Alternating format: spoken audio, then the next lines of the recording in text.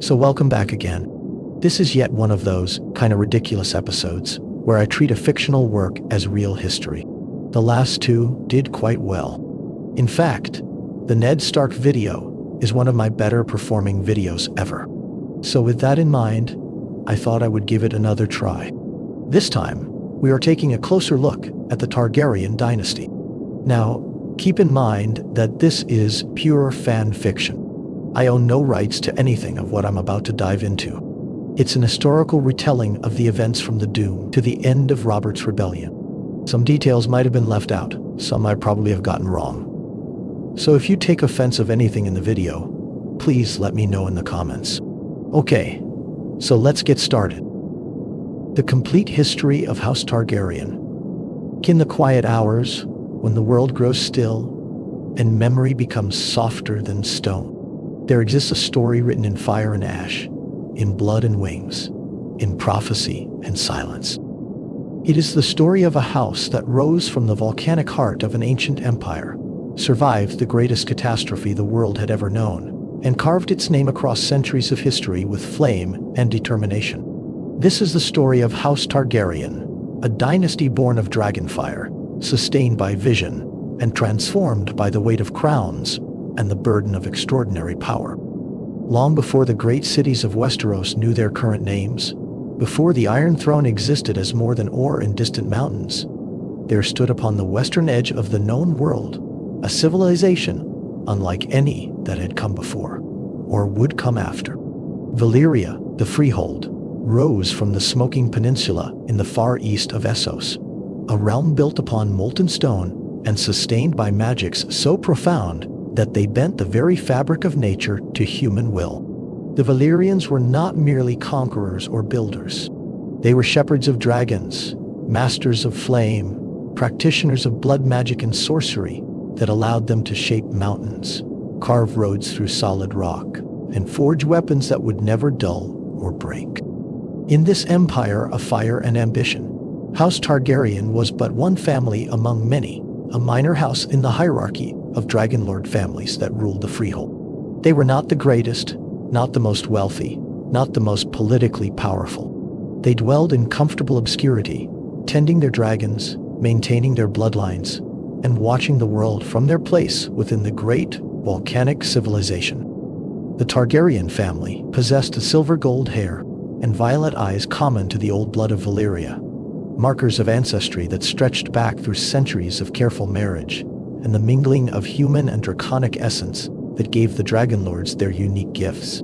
They were shepherds of winged fire, as were dozens of other families, nothing more and nothing less.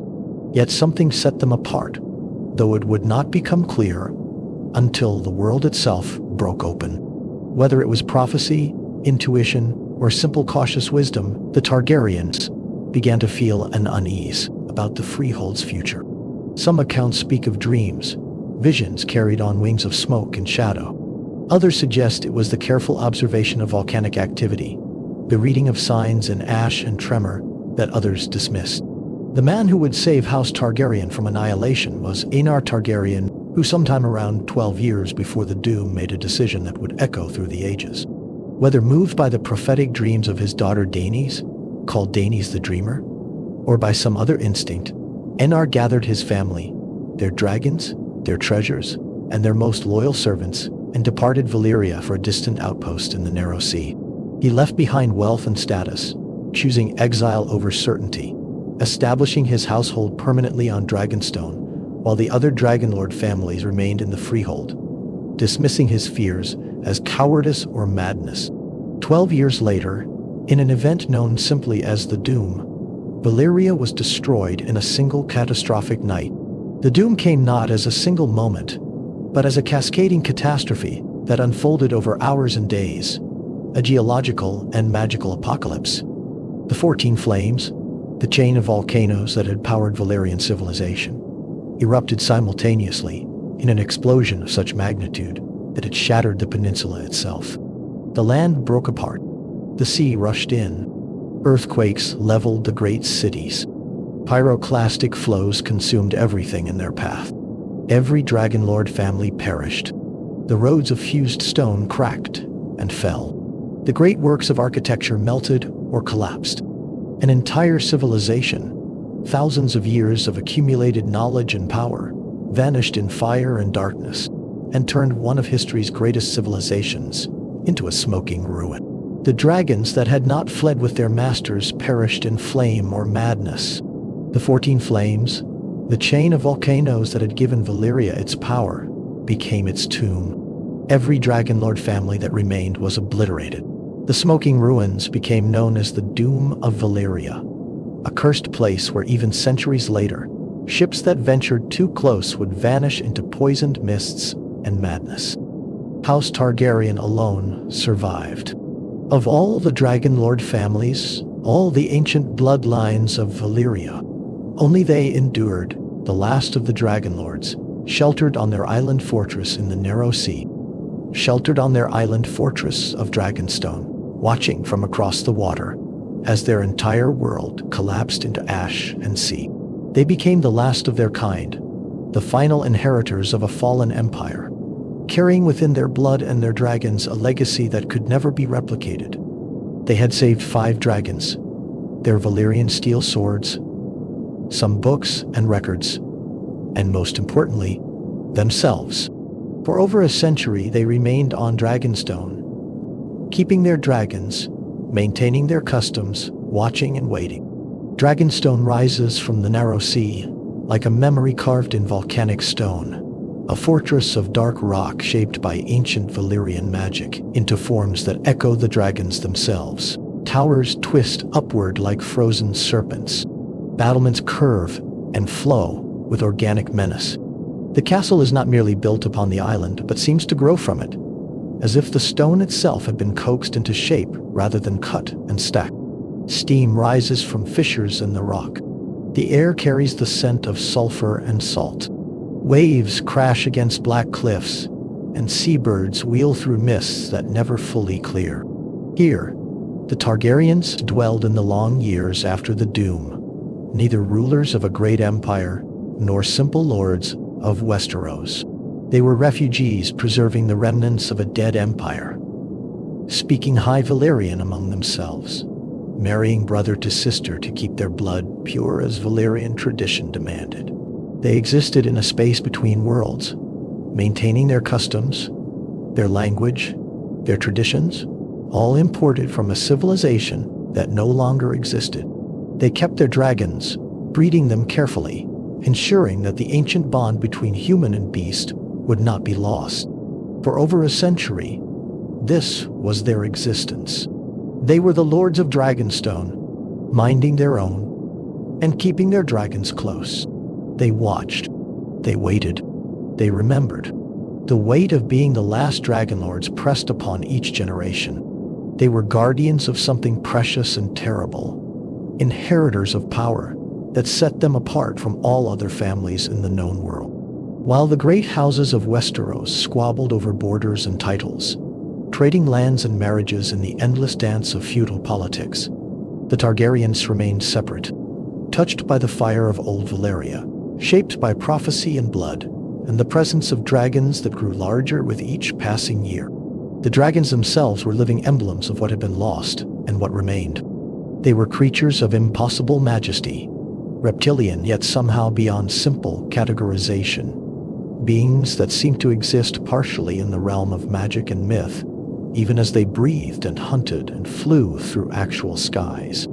Their scales reflected light, like molten metal. Their eyes held an intelligence that was neither human nor entirely animal. They grew throughout their lives, and those that lived longest could reach sizes that defied belief, large enough to swallow horses whole, to cast shadows that darkened entire villages, to unleash flames hot enough to melt stone and turn sand to glass. The bond between dragon and rider was a mystery even to those who experienced it. It was not mere training, not simple domination of beast by human will. It was something deeper, a connection forged through blood and magic, a relationship that, once established, lasted until death. A dragon would accept only one rider at a time, and the death of that rider would leave the dragon riderless until another of the bloodline claimed them, if they could. The act of claiming a dragon was dangerous, potentially fatal. Many who attempted it died in flame, but those who succeeded gained a companion and weapon unlike anything else in the world, a living extension of their will, a creature of fire and fury that would carry them above the earth and rain destruction upon their enemies. As generations passed on Dragonstone, the house accumulated power that existed independent of any crown or kingdom. They had wealth, yes, drawn from trade and tribute. They had their fortress, impregnable and strange, but their true strength lay in the dragons that roosted in the volcanic caves of the island, in the Dragonmont, where heat and darkness provided the perfect environment for eggs to hatch and wormlings to grow. With each generation, the disparity between House Targaryen and every other family in Westeros grew more pronounced.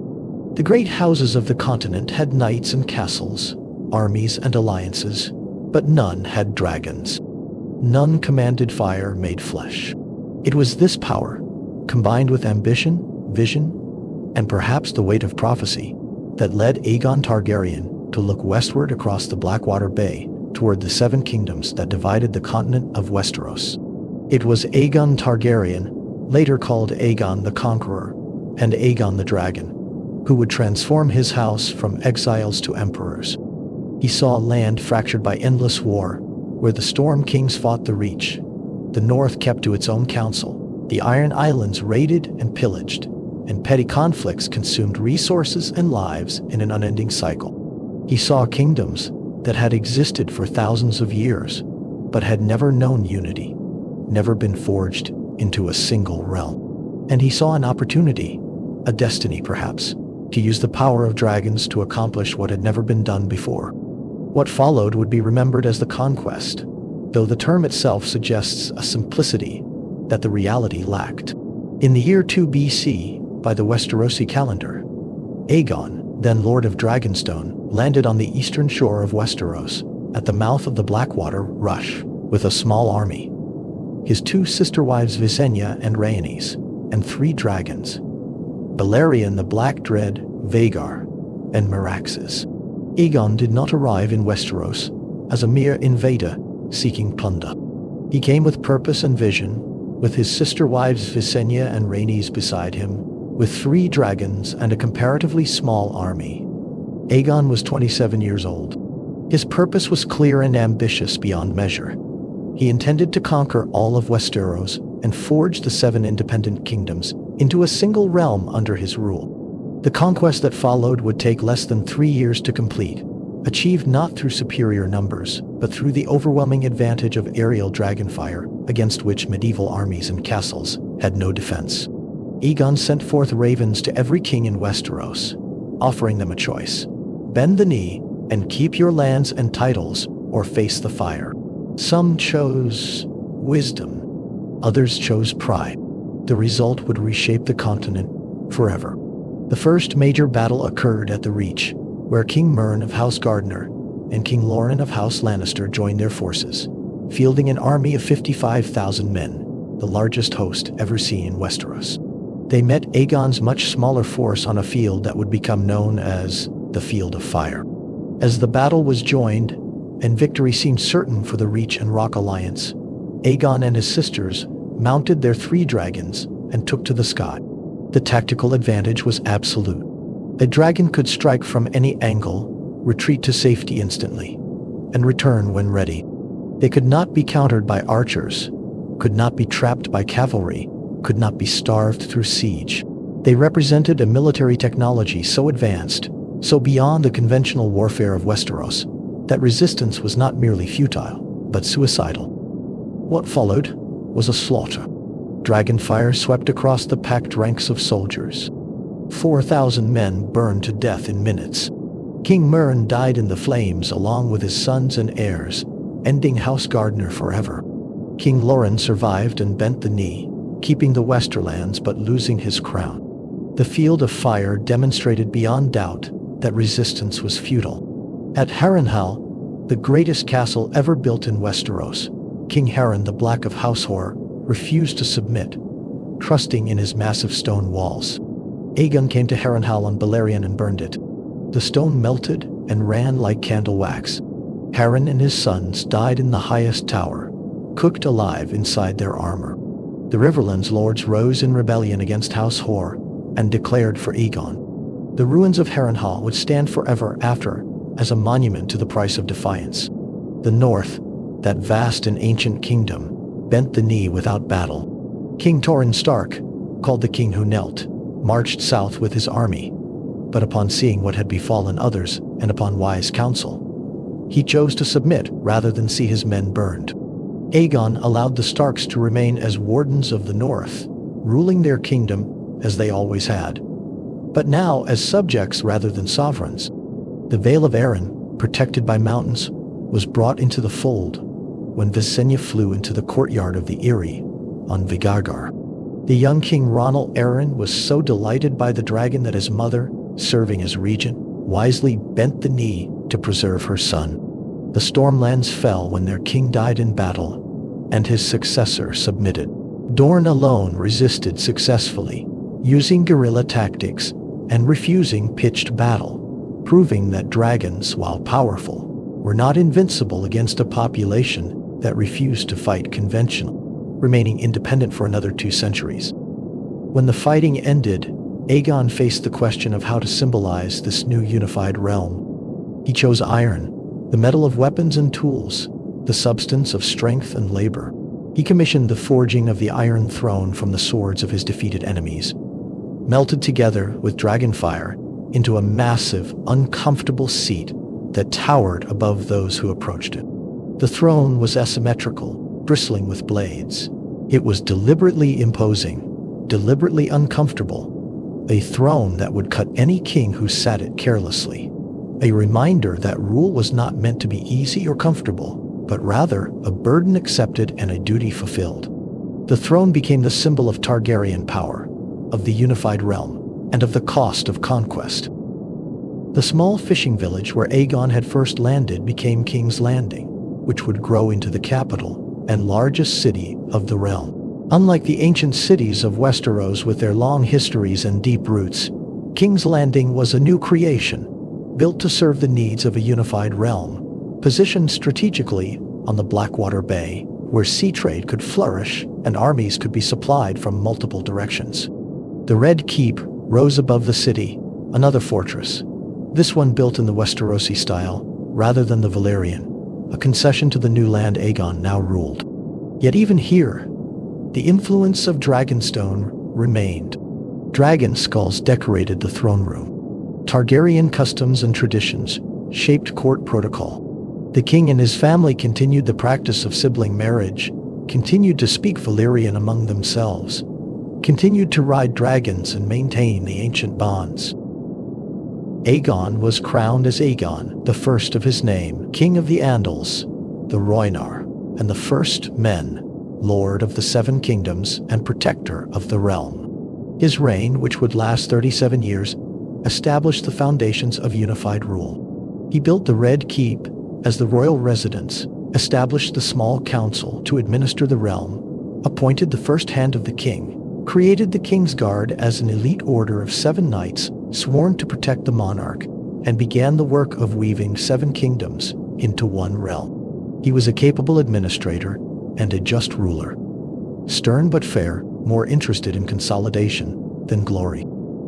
The transformation from dragonlords to monarchs was profound. On Dragonstone, Targaryens had been separate, apart, maintaining the traditions of a dead empire. As rulers of Westeros, they became something new, a bridge between the ancient world of Valyria and the feudal kingdoms of the continent. They had to learn to govern people who did not share their customs, who viewed their marriage practices with discomfort, who had their own deep traditions and expectations of how kings should behave. They had to balance the power of dragons against the need for loyalty and cooperation from the great houses.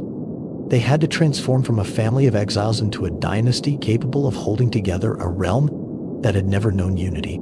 This was accomplished through a combination of dragonfire and diplomacy, fear and respect, the overwhelming power of their weapons balanced against carefully managed relationships with the great houses. The Targaryens married into the noble families of Westeros, creating bonds of blood and alliance. They granted positions of honor and responsibility to those who had fought against them. They maintained the traditions and laws of the separate kingdoms while slowly weaving them into a coherent whole. They built roads and established common currency, created institutions that served the entire realm rather than individual kingdoms. And always the dragons remained, a constant reminder of the price of rebellion, a deterrent that made the cost of resistance far too high to contemplate. Yet even as the Targaryens established their rule, they brought with them certain beliefs and philosophies that set them apart.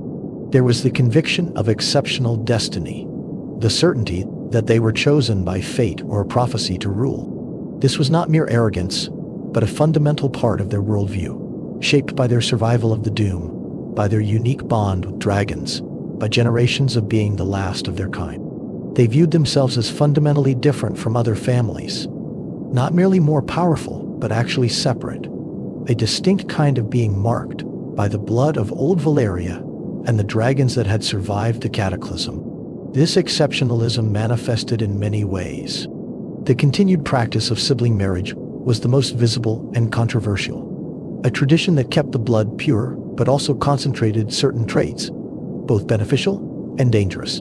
The Targaryens believed that only they could ride dragons, that the bond was something in their blood that could not be transferred to others. This was largely true, though exceptions existed, and the belief reinforced their sense of being set apart. They maintained their own customs regarding succession, inheritance, and family structure, sometimes in direct contradiction to the traditions of Westeros. When these Targaryen customs conflicted with local expectations, it created tension, resentment, and the seeds of future conflicts. Aegon's son, Aenys, born of his marriage to Rhaenys, was a gentle and weak-willed man poorly suited to rule. When Aegon died in 37 AC, Aenys inherited a realm not yet fully settled into peace. His reign was immediately troubled by rebellions. The Faith of the Seven rose in armed revolt against the Targaryens, condemning the practice of sibling marriage as an abomination. Aenys proved unable to effectively suppress these rebellions, and his health failed under the stress. He died after reigning only 5 years, possibly poisoned, leaving the throne to a more capable but far more brutal successor. Maegor, Aegon's second son by Visenya, was everything Aenys was not. Strong, ruthless, terrible in his cruelty. He seized the throne over Aenys' children and earned the name Maegor the Cruel through acts of extraordinary brutality. When the Faith militant continued their uprising, Maegor crushed them with dragonfire and mass executions. He outlawed the military orders of the Faith and had hundreds of rebels tortured and killed. He took multiple wives in defiance of both faith and custom. He completed the Red Keep's construction and then had all the builders executed to preserve its secrets. His reign was a reign of terror that lasted 6 years before he was found dead on the Iron Throne, impaled on its blades. Whether he was murdered or took his own life remains unknown. The throne passed to Aenys' son Jaehaerys, who would become known as Jaehaerys, the Conciliator, and Jaehaerys, the Wise. He was 14 when he became king, and would reign for 55 years, the longest reign in Targaryen history. Jaehaerys was a skilled diplomat who made peace with the Faith by offering concessions while maintaining Targaryen exceptionalism, allowing the Targaryens to continue marrying within the family but yielding on other points. He traveled the realm extensively, hearing petitions, dispensing justice, making himself visible to his subjects. He codified laws, built roads including the Great King's Road that ran the length of the realm, established a unified code of justice, and generally proved that the Targaryens could rule through wisdom as well as fire. Jaehaerys married his sister Alysanne, called Good Queen Alysanne, who was beloved throughout the realm for her charity and kindness. Together, they had 13 children, though many died young. The king and queen ruled as partners, with Alysanne often serving as counselor and advocate for the small folk. Their reign represented the Targaryen dynasty at its best, powerful but just, maintaining peace and prosperity, earning genuine loyalty rather than mere fear. When Jaehaerys finally died in 103 AC, he left behind a stable realm and a succession that seemed secure. His grandson Viserys, chosen over other claimants in a great council, inherited the throne. Viserys I was a good-natured and peaceable man, more interested in models and histories than in governance. His reign began well enough, but his decisions regarding succession would lead to catastrophe. His first wife, Aemma, died giving birth to their only surviving child, a daughter named Rhaenyra. Viserys named Rhaenyra his heir, a controversial decision, as Westerosi tradition favored male inheritance. He then remarried, taking Alicent Hightower as his second wife, who gave him 3 sons. Despite having sons, Viserys refused to change the succession, insisting that Rhaenyra would succeed him. When Viserys died in 129 AC, the realm split. Alicent and her supporters, called the Greens for the color they wore, crowned her son, Aegon II, claiming that no woman could inherit the Iron Throne, and that the king's eldest son was the rightful heir. Rhaenyra and her supporters, called the Blacks, refused to accept this usurpation and declared Rhaenyra the legitimate queen. Both sides had dragons. Both sides had powerful allies among the great houses. The result was civil war.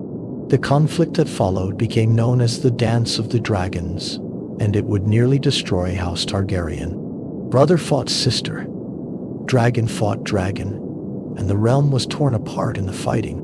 The battles were spectacular and terrible. At Rook's Rest, dragons clashed in the sky while armies fought below, ending with both dragons and riders dead or crippled. The war saw unspeakable acts committed by both sides. Aegon's son Jaehaerys was murdered in his bed, in revenge for an earlier killing. Rhaenyra's son Lucerys was killed when Aemon lost control of his dragon during a confrontation. Common folk suffered as armies marched through their lands and dragons burned their homes. The city of King's Landing changed hands multiple times. Rhaenyra briefly held the capital, but proved an unpopular ruler, and the mob turned on her, forcing her to flee. The dragons died in horrifying numbers. In King's Landing, a mob stormed the dragon pit, slaughtering the dragons housed there in a riot of religious fervor and rage. The people turned against the dragons, seeing them as symbols of Targaryen evil. One by one, the great beasts fell, burned by other dragons, killed by mobs, brought down by lucky arrows, dying from wounds or grief. By the war's end, only 4 dragons remained alive, and most were young and small. Rhaenyra herself met a terrible end. After fleeing King's Landing, she was captured on Dragonstone by Aegon II, who fed her to his dragon Sunfire, while her son Aegon the Younger was forced to watch. Aegon II did not long survive her, poisoned by his own supporters who feared he had become too unstable. He died in agony, ending his reign after only 2 years of actual rule, most of which had been spent in war. The throne passed to Rhaenyra's son, who became Aegon III. He was only 11 years old, had witnessed his mother's death, and would be forever scarred by the trauma of the war. His reign, which lasted 26 years, saw him grown into a melancholy and broken man. He wore black every day of his life, earning the name Aegon the Dragonbane, though through no fault of his own. During his reign, the last of the Targaryen dragons died. The last dragon, a small and sickly creature, perished in 153 AC, ending the Age of Dragons forever. Aegon tried desperately to hatch new eggs, commissioning sorcerers and consulting ancient texts, but nothing worked. The dragons were gone. The Dance of the Dragons had cost the Targaryens dearly. The dragon population was destroyed, never to recover. The family had killed its own members in shocking numbers. The small folk had turned against the dragons and, to some extent, against the dynasty itself. The treasury was depleted. Trust between family members was shattered. The clear succession that Jaehaerys had established was replaced by confusion and competing claims. The wounds would take generations to heal, if they ever truly did.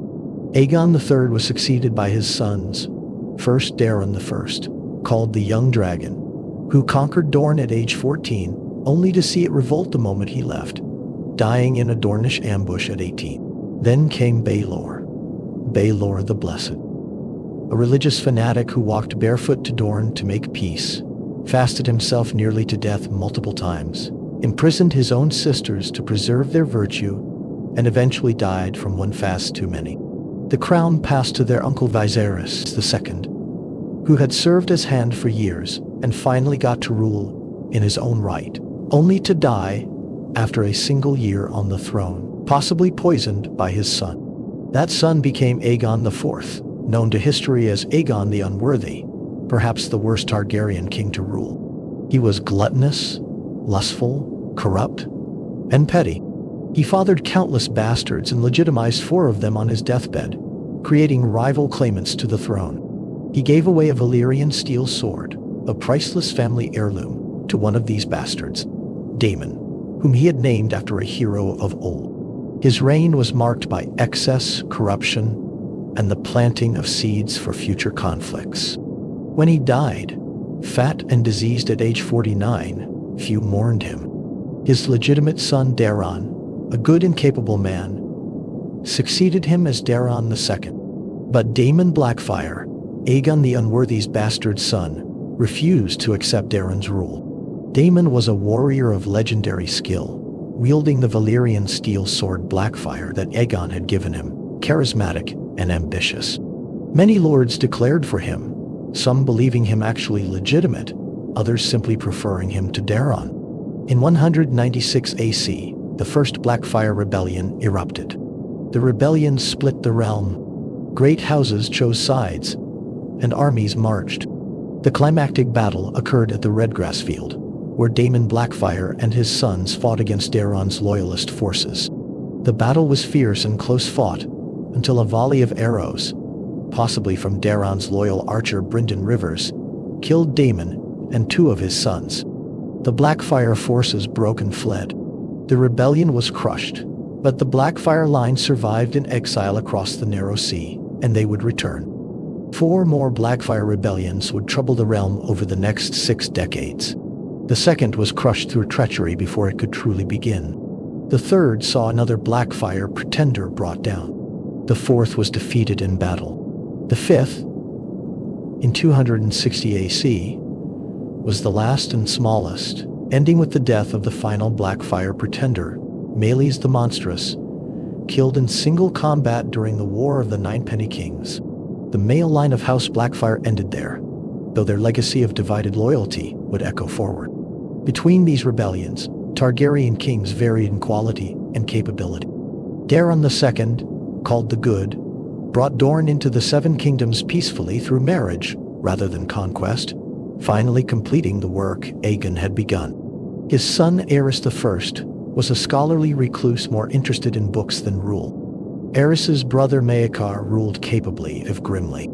Maegor's son Aegon V, called Aegon the Unlikely because he had never been expected to rule, was perhaps the last truly good Targaryen king, a man who cared deeply about the small folk and tried to improve their lives, though he died tragically at Summerhall in a fire while trying to hatch dragon eggs. Aegon's son Jaehaerys II reigned only 3 years. Jaehaerys' son Aerys, the second of that name, would prove to be the dynasty's doom. Aerys began his reign in 262 AC as a promising young king, handsome and charismatic, full of grand plans. But over the years, he descended into paranoid madness. The transformation was gradual at first, accelerated by a period of captivity during a revolt, and eventually became unmistakable. By his final years, Aerys II had become the Mad King, a tyrant whose cruelty and paranoia terrorized even his closest advisors. Aerys grew obsessed with fire, perhaps hearing in it echoes of the dragons his family had lost. He burned his enemies alive with wildfire, taking pleasure in their screams. He burned lords who displeased him, burning some for treasons real and others for treasons imagined. The crisis that would end Targaryen rule began at a tournament at Harrenhal in 281 ACI. Prince Rhaegar, married to Elia Martell of Dorne, crowned Lyanna Stark of Winterfell as the Queen of Love and Beauty instead of his own wife, a shocking breach of propriety. Within a year, Rhaegar had absconded with Lyanna, whether she went willingly or was abducted remained disputed. Lyanna was betrothed to Robert Baratheon, Lord of Storm's End, and her brother Brandon Stark rode to King's Landing, demanding that Rhaegar would come out and face them. Aerys arrested Brandon and his companions for threatening the crown prince, then summoned their fathers to court to answer for their sons' crimes. When they came, Aerys had them all brutally executed. Lord Rickard Stark was burned alive in his armor, while his son Brandon was strangled, trying to save him. Aerys then demanded that Jon Arryn, Lord of the Vale who had fostered both Robert Baratheon and Eddard Stark, execute his former wards.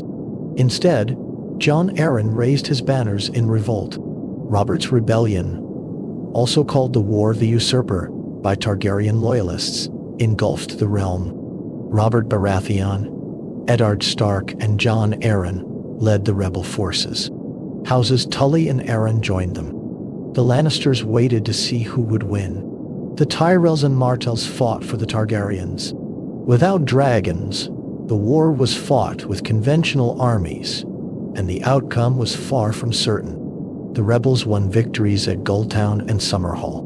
Rhaegar, the crown prince, finally emerged from wherever he had been hiding with Lyanna Stark and led a loyalist army to face the rebels.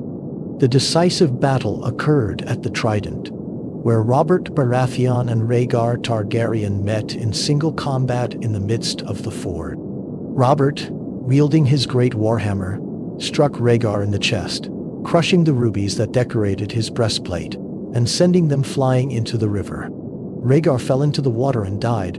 The loyalist army broke and fled. The war was effectively over. Tywin Lannister, who had been Hand of the King before a falling out with Aerys, now appeared at the gates of King's Landing with an army, claiming to support the Targaryens. Aerys, against advice, ordered the gates opened. The Lannisters sacked the city. In the throne room, as Lannister soldiers killed everyone they found, Aerys commanded his pyromancer to ignite the caches of wildfire he had hidden throughout the city, intending to burn King's Landing and everyone in it rather than let Robert have it. "Burn them all," he kept saying. Jaime Lannister, the youngest member of the Kingsguard, stood guard in the throne room. He heard the king's commands. He saw the pyromancer being sent to light the fires. Jaime made a choice. He killed the pyromancer. Then he killed King Aerys, stabbing him in the back and cutting his throat, ending the Mad King's reign in blood. When Eddard Stark arrived at the throne room moments later, he found Jaime sitting on the Iron Throne, the king's body at the base of the steps, blood everywhere. The sack of King's Landing was brutal. Tywin Lannister presented Robert with the bodies of Rhaegar's wife and children, murdered by Gregor Clegane.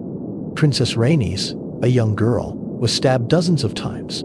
Prince Aegon, an infant, was dashed against a wall. Eddard Stark was horrified by these murders, but Robert accepted them gladly as proof of Lannister loyalty. The remaining Targaryens fled. Aerys's pregnant Queen Rhaella and young son Viserys escaped to Dragonstone with a handful of loyalists. There, in the midst of a terrible storm, Rhaella died, giving birth to a daughter, Daenerys. The garrison of Dragonstone prepared to sell the children to Robert, but loyal Sir Willem Darry smuggled them across the narrow sea to the free cities. They fled from city to city, homeless and hunted. Viserys grew into a bitter and unstable young man, obsessed with reclaiming his throne. Daenerys grew up in exile, knowing only poverty and fear, and her brother's growing madness. Robert Baratheon claimed the Iron Throne by right of conquest, and through his grandmother's Targaryen blood. He married Cersei Lannister to secure the Lannisters' support. The remaining Targaryen loyalists were pardoned or went into exile. The great Targaryen dynasty, which had ruled for nearly 300 years, which had conquered a continent and unified 7 kingdoms, which had commanded dragons and reshaped the world, was broken and scattered. Only 2 children remained, exiles in Essos, carrying the name and blood of House Targaryen, but possessing neither dragons nor kingdoms, nor any real hope of return. And so the Targaryen dynasty ended, not in dragonfire and glory, but in madness, murder, and exile. From the doom of Valyria to the fall of King's Landing, From the height of power with dragons in the sky to the final degradation of a mad king killed by his own guard, the arc was complete.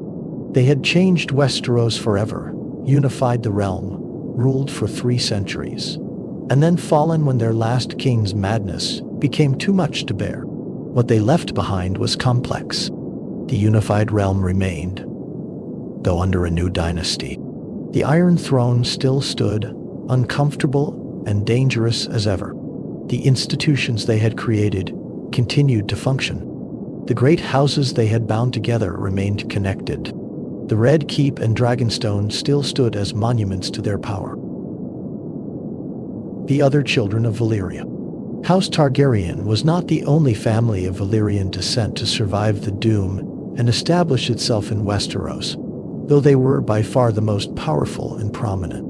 Other families had also fled the Freehold before its destruction, or had been established in outlying territories when catastrophe struck.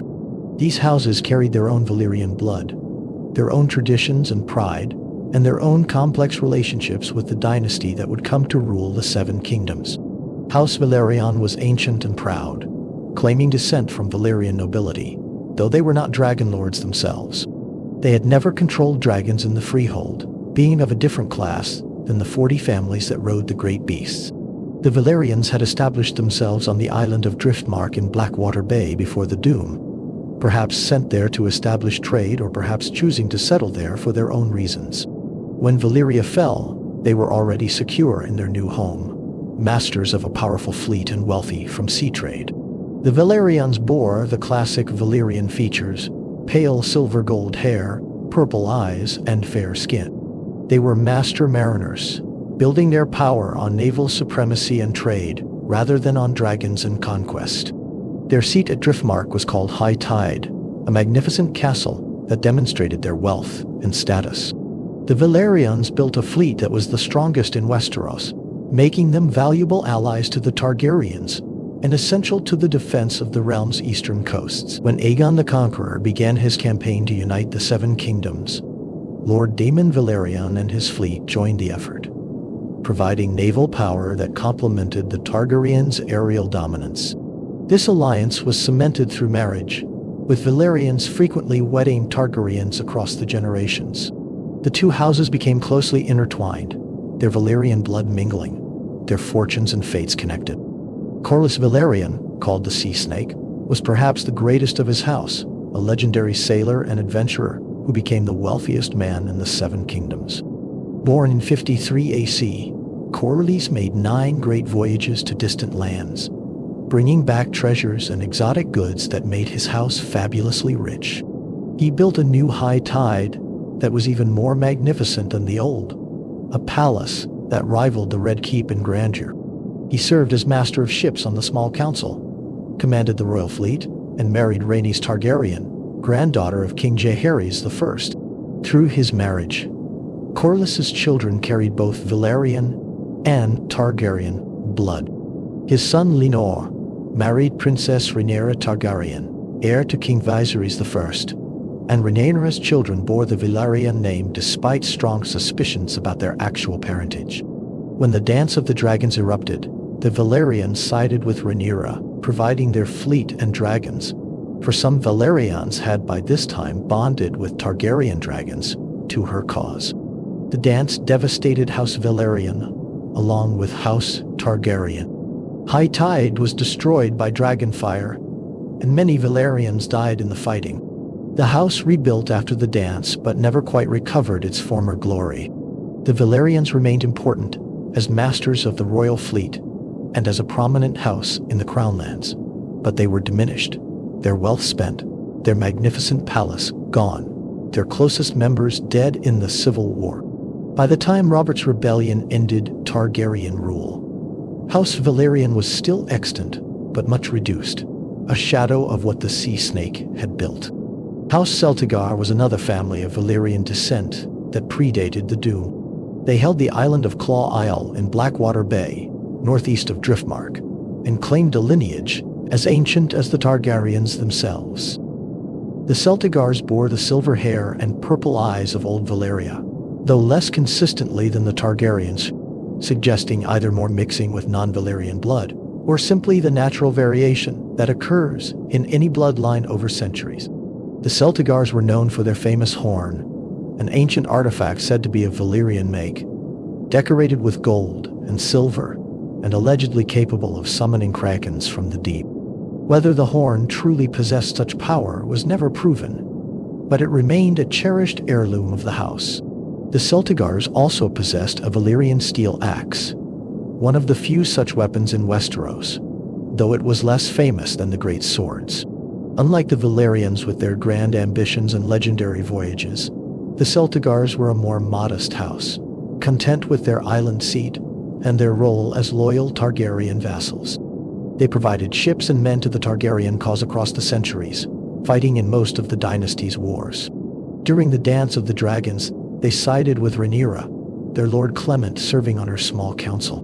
Like the Valyrians, they suffered losses in that conflict, but survived to continue their service to the Iron Throne. House Jaehaerys was a more obscure family, but they held a position of note during the Conquest and immediate aftermath.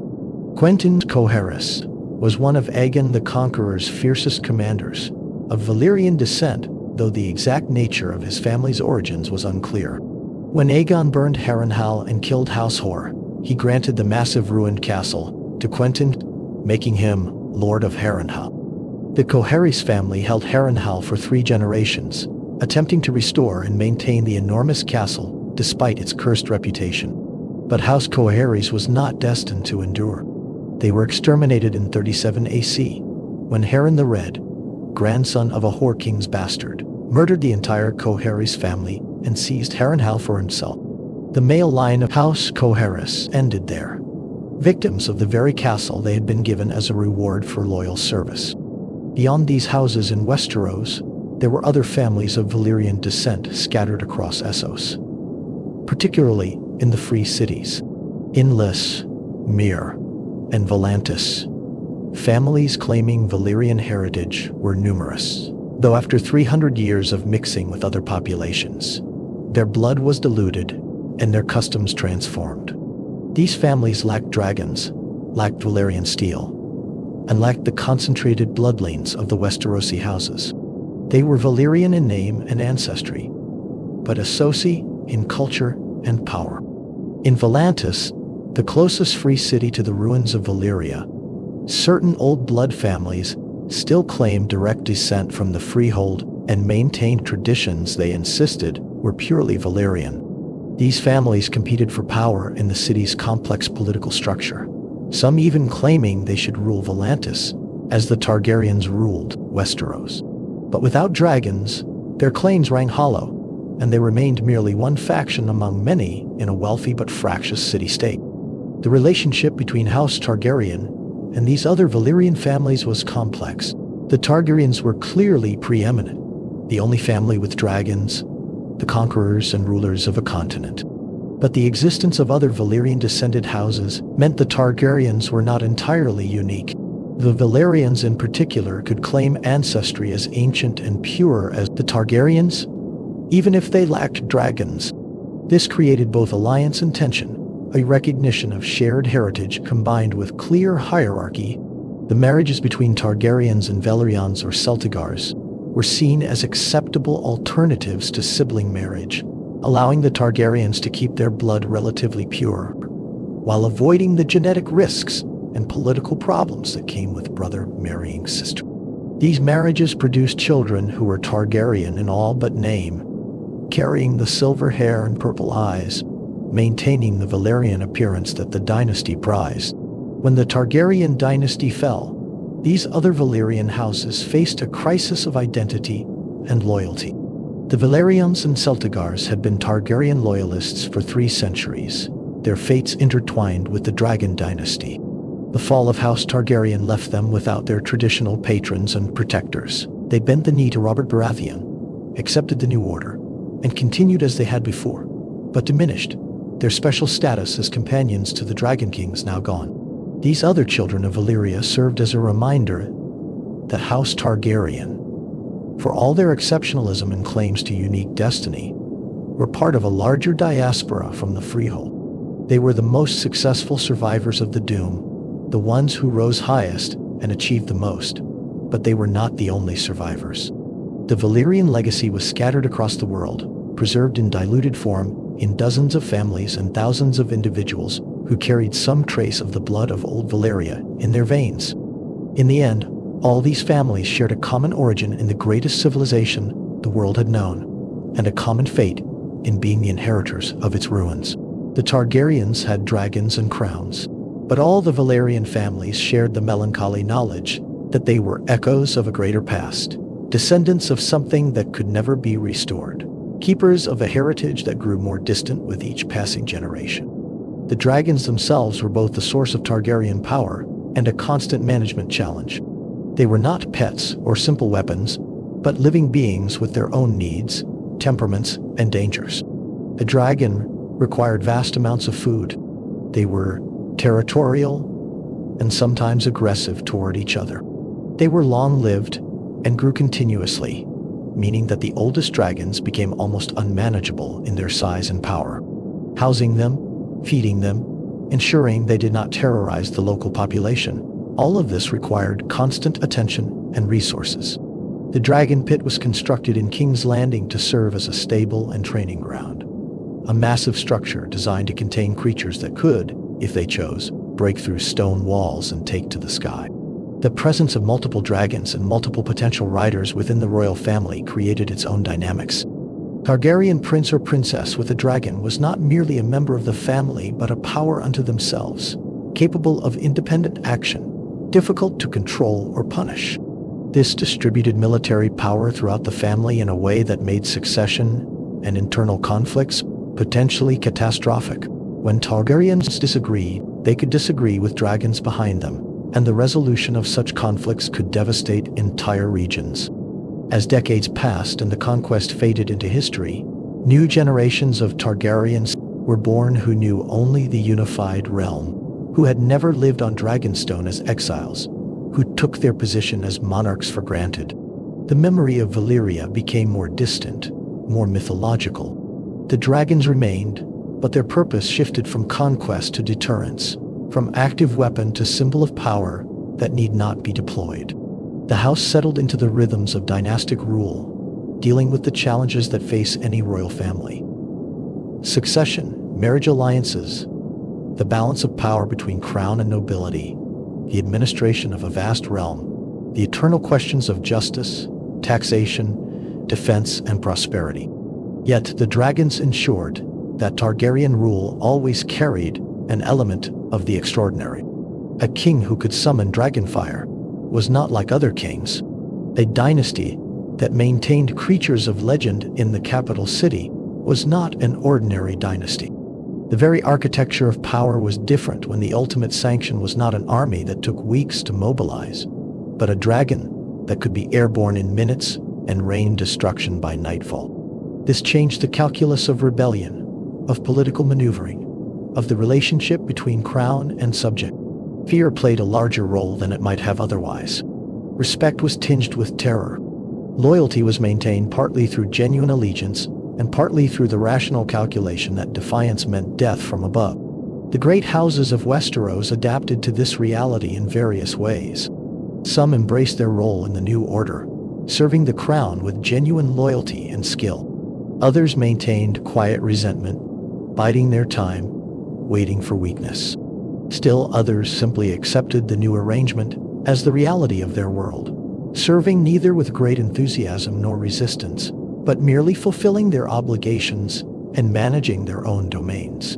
The realm functioned, trade flourished, conflicts were mediated rather than escalated to war, and for long periods, the peace established by conquest held firm. But within the royal family itself, cracks began to appear. The concentration of power, the practice of sibling marriage, the belief in exceptional destiny. All of these created pressures that would, over generations, produce instability. When succession was unclear, when multiple claimants existed, when strong personalities clashed, the results could be catastrophic. The same dragons that had conquered the realm became weapons in civil wars that tore the family apart.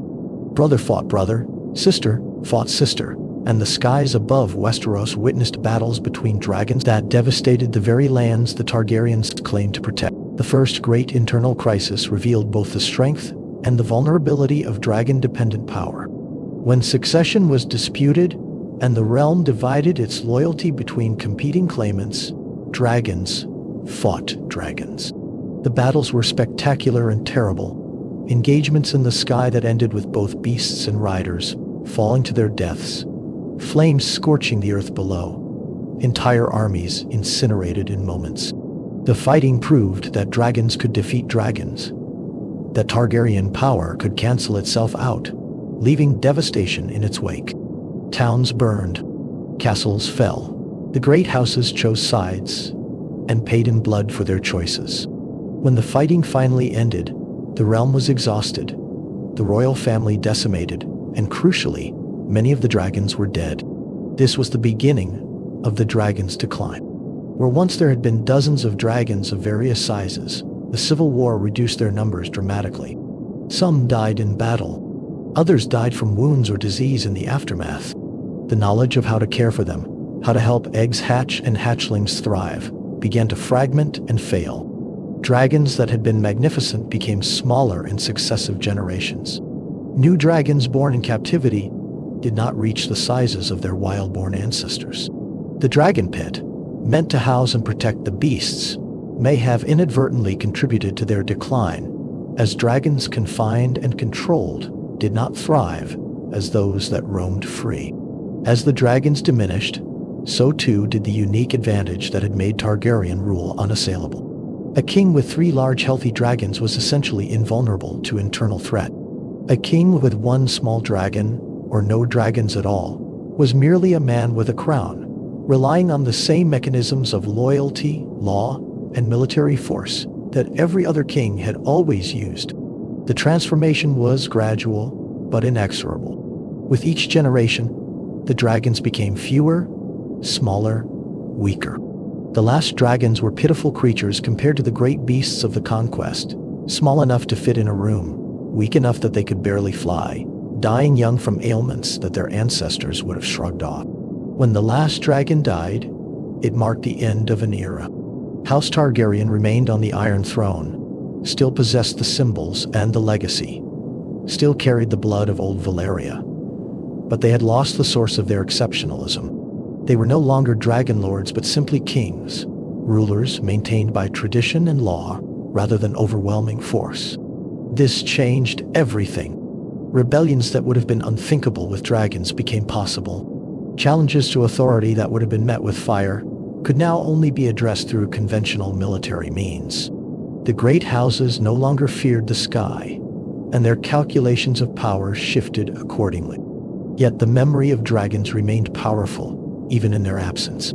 The skulls that decorated the Red Keep testified to what had been. The histories and songs recounted tales of fire and conquest. The Targaryens themselves continued to maintain their identity as dragonlords. Even without dragons, continuing their marriage practices, their customs, their claim to exceptional status. They spoke of prophecy, of ancient dreams, of a destiny that transcended the mere possession of flying beasts. They maintained the forms and rituals, hoping perhaps that one day the dragons would return, that dragon eggs, long thought dead, might once again hatch, that the ancient bond might be restored. The centuries of Targaryen rule without dragons revealed both the accomplishments and the limitations of the dynasty. They had indeed unified the realm, created institutions that served the common good, established a period of relative peace and prosperity that allowed trade and culture to flourish. The Iron Throne remained a powerful symbol. The office of king commanded respect and obedience. The realm functioned as a coherent entity rather than as fractious kingdoms. These were genuine achievements, evidence that the Targaryens had been more than mere conquerors, but had successfully transformed themselves into a ruling dynasty capable of governance. Yet the instabilities remained. The practice of sibling marriage continued without dragons to justify it, seemed increasingly strange and troubling to the realm. It concentrated certain traits within the bloodline, and not all of these traits were beneficial. There emerged a pattern, spoken of in whispers and dark jokes, When a Targaryen was born, the gods flipped a coin, and the world held its breath to see whether greatness or madness would result. Some Targaryen kings were wise, just, capable rulers who served the realm well. Others were cruel, paranoid, unstable, prone to fits of violence or delusion that terrified those around them. The bloodline that had produced dragons seemed to produce extremes of human nature as well, both brilliant and terrible in equal measure. The tension between the Targaryen identity and the Westerosi reality never fully resolved. They were kings of Westeros, but never entirely of Westeros, maintaining their separateness, their special claim, their insistence on being different. This created a distance between the crown and the great houses, a sense that the Targaryens were foreign even after centuries of rule, that they did not truly understand or value the traditions and customs of the people they governed. When instability came, when madness manifested in a king, when the distance between crown and subject became too great, this latent tension could explode into open conflict. The final crisis of Targaryen rule came not from external invasion or the machinations of a single ambitious house, but from a confluence of failures. A king whose instability crossed from eccentricity into dangerous madness, a political situation that had become untenable. Great houses that saw an opportunity to rid themselves of a dynasty they had never fully accepted. The absence of dragons meant that resistance was possible, and when that resistance came, it came from multiple directions at once, coordinated by great lords who had concluded that Targaryen rule had become more burden than benefit. The war that ended the Targaryen dynasty was brutal and personal, touching every region of the realm, drawing in all the great houses in one capacity or another. It was not a clean conflict with clear sides, but a messy, evolving situation where alliances shifted, where personal grievances mixed with political calculation, where the outcome was uncertain until the very end. The Targaryens, even without dragons, commanded loyalty from many quarters and possessed the resources and legitimacy of the crown. But they faced enemies who were determined, capable, and numerous. And in the end, the weight of opposition proved too great. When the fighting ended, the Iron Throne passed from Targaryen hands for the first time in nearly 3 centuries. The dynasty that had seemed eternal, that had ruled through conquest and dragonfire and the weight of prophecy, was broken. Some members of the family survived, scattered into exile, carrying with them the memory of what had been and the faint hope of what might yet be restored. Others died in the fighting, or in the purges that followed, victims of the same cycle of violence that had characterized so much of the house's history. The fall of House Targaryen completed a cycle that had begun with the doom of Valyria. They had survived the greatest catastrophe of their world, maintained their dragons and their traditions in exile, conquered a continent, ruled for centuries, and then lost everything when madness, miscalculation, and the absence of dragons converged. It was a trajectory that seemed almost mythological, a rise and fall so complete that it invited interpretation, analysis, the search for lessons and meanings. What can be said about a dynasty so marked by fire and blood, by greatness and madness, by destiny claimed and destiny lost? They changed the world profoundly, unified a fractured continent, ended countless wars through the imposition of peace from above. They brought with them a cultural sophistication and connection to ancient magics and arts that would have been lost otherwise. They ruled with a mixture of strength and vision that, at its best, served the realm well. They demonstrated that power can achieve what persuasion cannot, that sometimes force is necessary to break cycles of violence and create the conditions for peace. Yet they also demonstrated the dangers of exceptionalism, the perils of believing oneself fundamentally different from and superior to others. Their conviction of special destiny led to practices that seemed increasingly indefensible, to a distance from their subjects that made genuine understanding impossible, to a concentration of dangerous traits that manifested in terrible ways. Their reliance on dragons, while effective, created a dependence that became catastrophic when the dragons disappeared. Their internal conflicts, fought with the same destructive power they had used to conquer, devastated the realm they claimed to protect. The legacy of House Targaryen is complex, woven through the entire subsequent history of Westeros. The realm they unified remained unified, even under different rulers. The institutions they created continued to function. The Iron Throne endured as symbol and seat of power. But the memory of Dragonfyre lingered as well, both as warning and as lost glory, a reminder of what humans can achieve when they command powers beyond the ordinary, and what they can destroy when they wield those powers unwisely. In the quiet centuries after their fall, as historians and scholars examined the Targaryen era, they found a family that defied easy categorization. Heroes and monsters both, visionaries and madmen, liberators and tyrants, sometimes all of these things embodied in a single king or queen. The dragons themselves became the ultimate symbol of this duality, magnificent and terrible, creative and destructive, the source of both the house's greatest achievements and its ultimate vulnerabilities. The story of House Targaryen is ultimately a story about power, what it means to possess it, what it does to those who wield it, and what happens when it fades. It is about the weight of legacy and the burden of exceptional heritage. It is about prophecy and whether destiny can be escaped or must be fulfilled. It is about fire, both literal and metaphorical. The flame that forges and the flame that consumes, often impossible to distinguish until after the burning is done.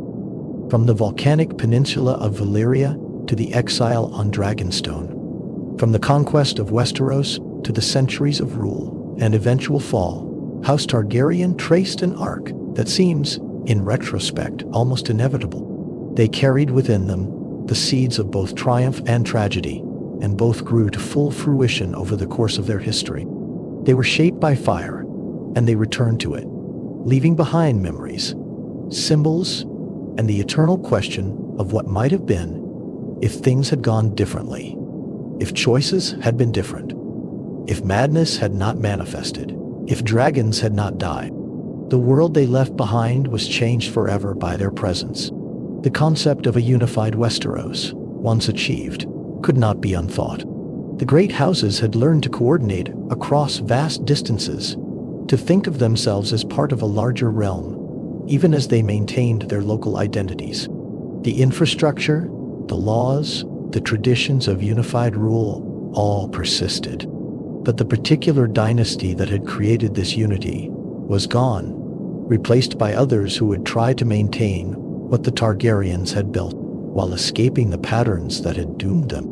In the end, perhaps what House Targaryen demonstrates most clearly is that power alone is not sufficient for enduring rule. Dragons could conquer, but could not ultimately preserve.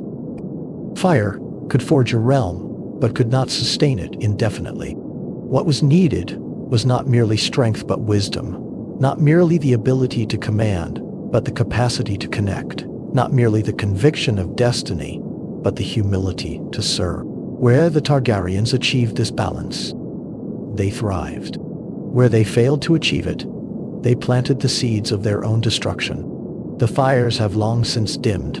The dragons are gone from the world, existing now only in skulls and stories, in the memories passed down through generations, and the songs sung in taverns and great halls. The Targaryens themselves are scattered or dead, their line broken, their kingdom lost. But the impact of their existence reverberates still through the history and consciousness of Westeros, a reminder that the world once knew beings who rode the sky on wings of fire, who commanded powers that seemed to belong to legends rather than reality, who changed the course of history through vision and violence, and the overwhelming force of dragonfire. This is the story of House Targaryen, spoken softly in the quiet hours when the world grows still. A story of fire and ash, of blood and wings, of prophecy fulfilled and dreams destroyed. A story that begins in the volcanic heat of an ancient empire and ends in exile and memory, completing a circle that spans centuries and encompasses both the heights of human achievement and the depths of human failing. A story that continues to echo long after the flames have died and the wings have stilled, in the collective memory of a world that briefly knew what it meant to witness the Age of Dragons.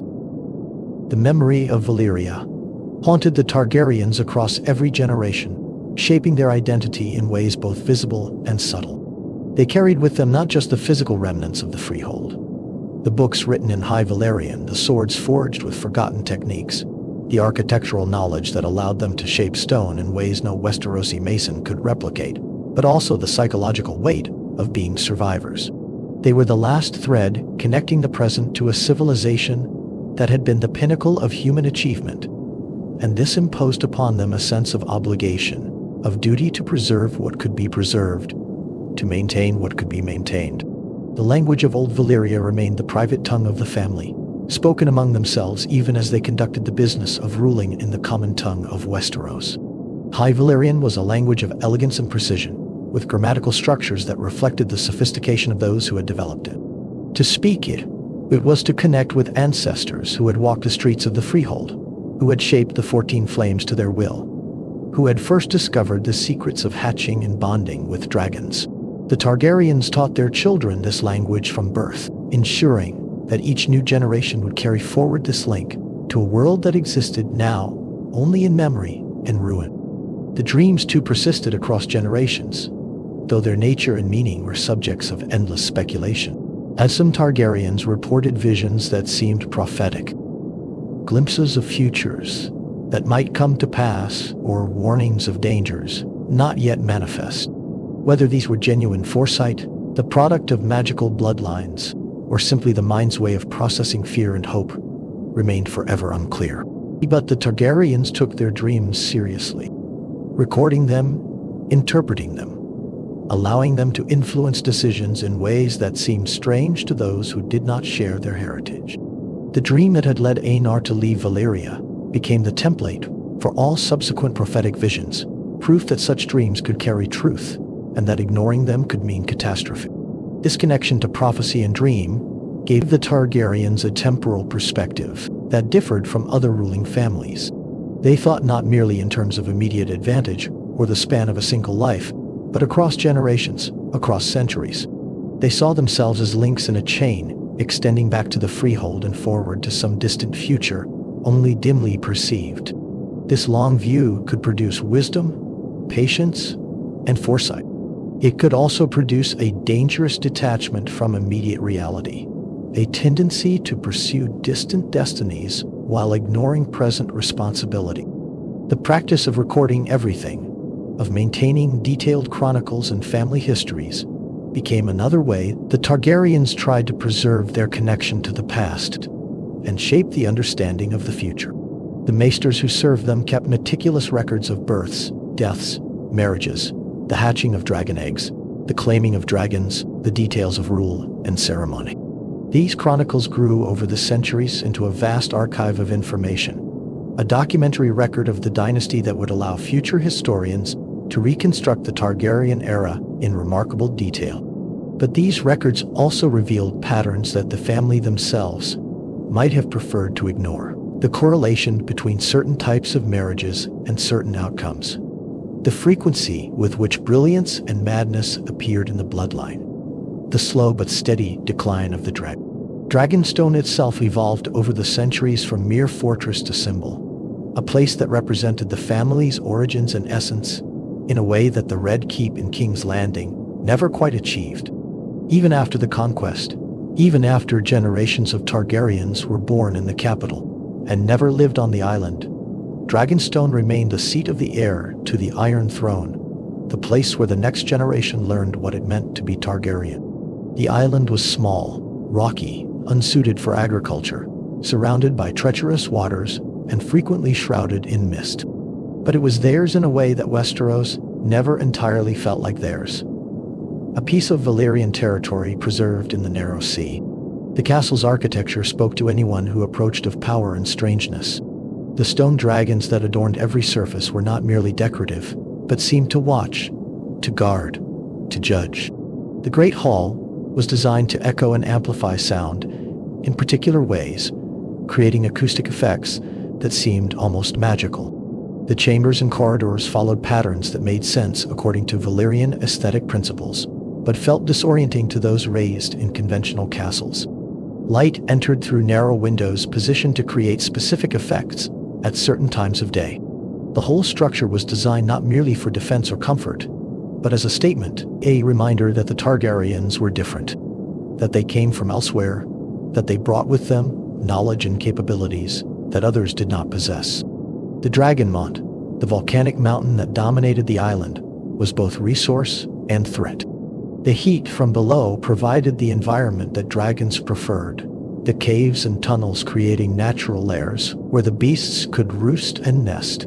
But the mountain was not dead, merely dormant, and the occasional tremor or emission of gas served as a reminder that the forces that had destroyed Valyria still existed beneath the surface of the world, contained for now, but never entirely safe.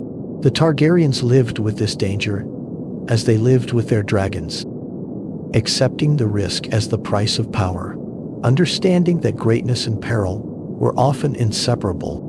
On Dragonstone, the family maintained traditions that had been old when the doom came. The ceremonies surrounding dragon eggs, the rituals performed when a dragon died, the formal procedures for attempting to claim a dragon, all of these followed protocols established in Valyria and preserved without modification. There was a conservatism in this, a resistance to change born from the fear that any alteration might break some essential link, might cause the loss of knowledge or capability that could never be recovered. The Targaryens knew too well what it meant to lose an entire civilization.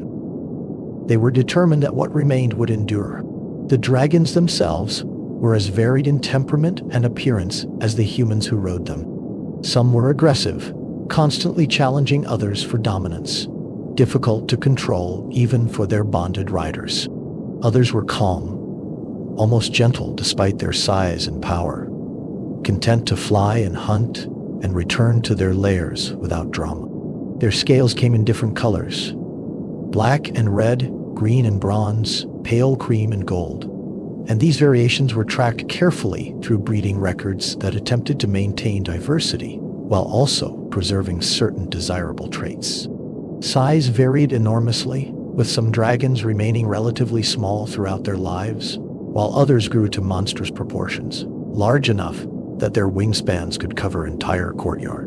The oldest dragons, those that had survived for a century or more, became almost mythological even while they lived.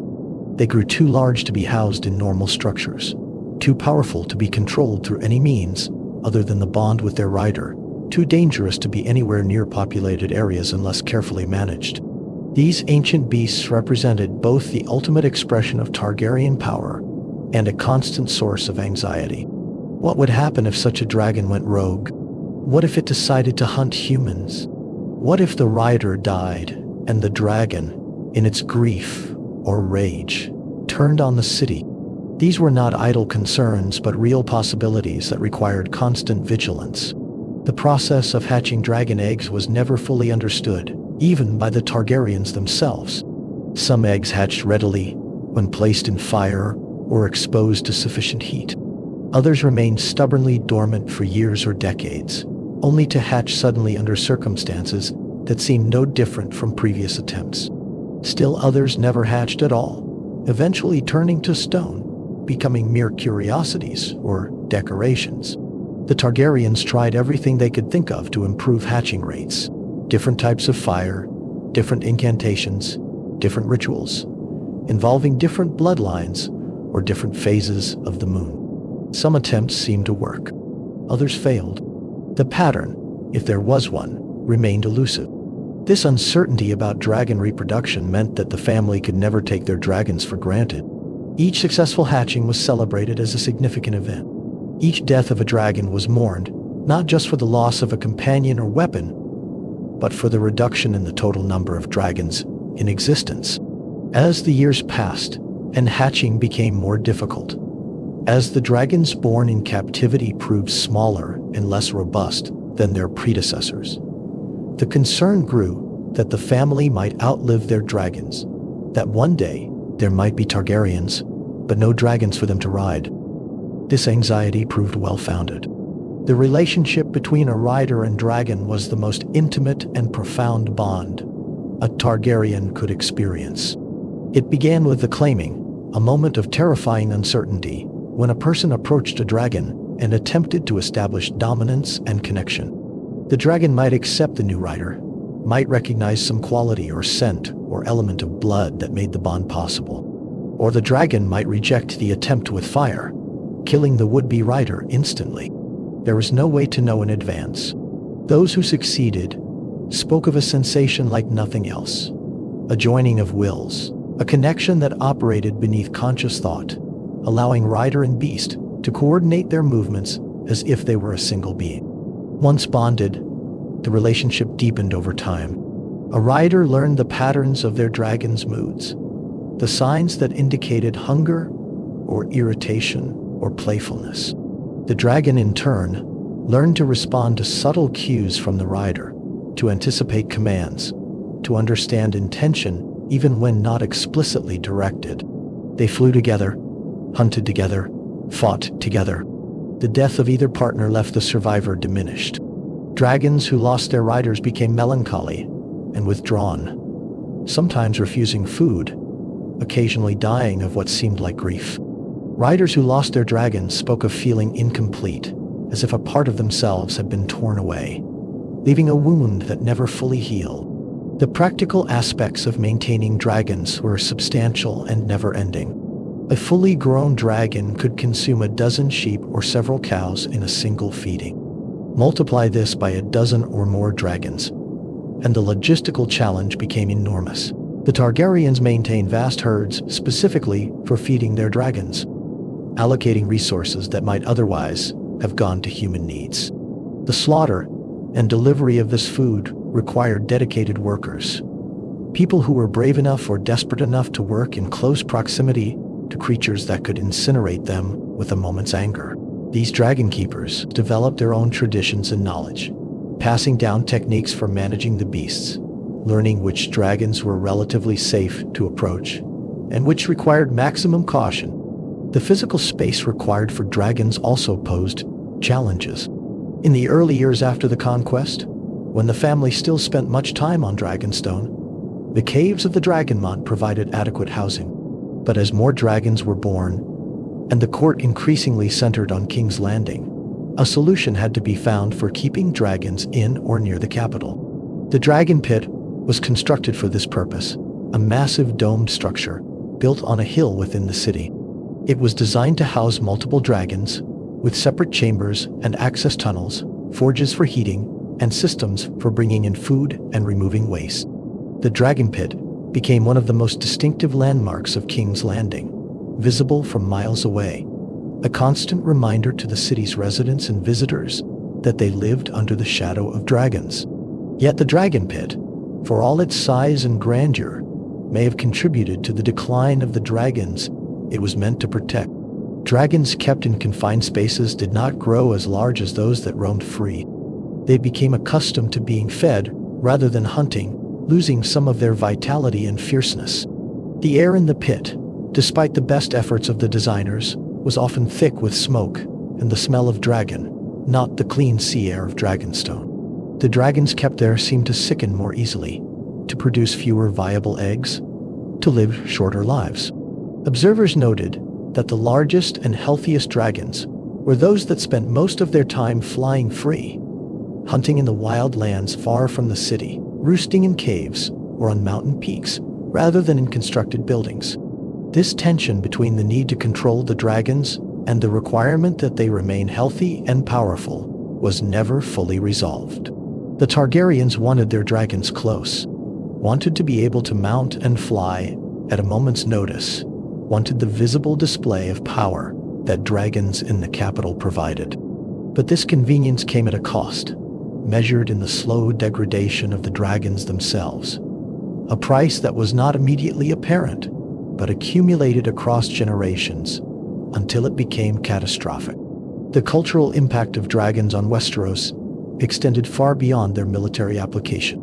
The very existence of such creatures changed the mythology and worldview of the population. Dragons proved that magic was real, that the world contained wonders and terrors beyond the mundane. They validated old stories and legends, suggesting that if dragons were real, perhaps other mythical creatures might exist as well. They provided a focal point for both hope and fear, symbols that could mean different things depending on one's relationship to Targaryen rule. For those who benefited from the peace the conquest had brought, dragons represented security and the end of endless warfare. For those who chafed under Targaryen authority, dragons represented oppression and the imposition of foreign rule. Artists and craftsmen throughout the realm incorporated dragon imagery into their work, even those who had never seen a dragon in person. Dragons appeared in tapestries and carvings, in the designs of armor and weapons, in jewelry and decoration. The three-headed dragon sigil of House Targaryen became one of the most widely recognized symbols in the realm. Displayed on banners and coins, carved above doors and gates, woven into cloth, and painted on shields. This ubiquity of dragon imagery reinforced Targaryen power even in places where actual dragons never flew, creating a visual reminder of the source of the dynasty's authority. The maesters of the Citadel studied dragons with the same analytical rigor they applied to other subjects, recording observations, attempting to develop theories about their biology and behavior. They measured dragon skulls, calculated growth rates based on historical records, tried to understand how creatures so large could fly given the apparent constraints of physical law. Some maesters were skeptical of magic generally and tried to find purely natural explanations for dragons. Others accepted that dragons operated according to rules that transcended ordinary understanding and focused instead on documenting what could be observed without claiming to fully explain it. The Maesters' Chronicles provide much of what later generations would know about dragons, observations recorded dispassionately and preserved in the archives of the Citadel. Religious interpretations of dragons varied widely. The faith of the Seven, the dominant religion in most of Westeros, struggled to incorporate dragons into its theology. Were they creations of the divine or manifestations of something more troubling? The faith's initial resistance to Targaryen rule was partly rooted in discomfort with both the dragons and the Targaryen practice of sibling marriage, both of which seemed to violate natural order as the faith understood it. This conflict eventually led to armed confrontation, resolved only when Targaryen dragons demonstrated that divine favor, if it existed, seemed to rest with the dragonlords rather than the faith militant. After this demonstration, the faith accommodated itself to Targaryen rule, though unease remained beneath the surface. In the north, where the old gods still held sway, and the culture was more accepting of magic and mystery, dragons were seen with less theological anxiety and more practical concern. The Northerners recognized power when they saw it and bent the knee accordingly, but they maintained their cultural distance from the Targaryens, never fully integrating into the Southern court culture that developed in King's Landing. The North remained the North, vast and separate, loyal to the Iron Throne, but never entirely comfortable with the foreign dynasty that sat upon it. Dorne, which had resisted conquest and maintained its independence through different tactics, developed its own relationship with the idea of dragons. The Dornish proved that dragons, while powerful, were not invincible, that a population determined to resist and willing to avoid pitched battle could frustrate even the most overwhelming military advantage.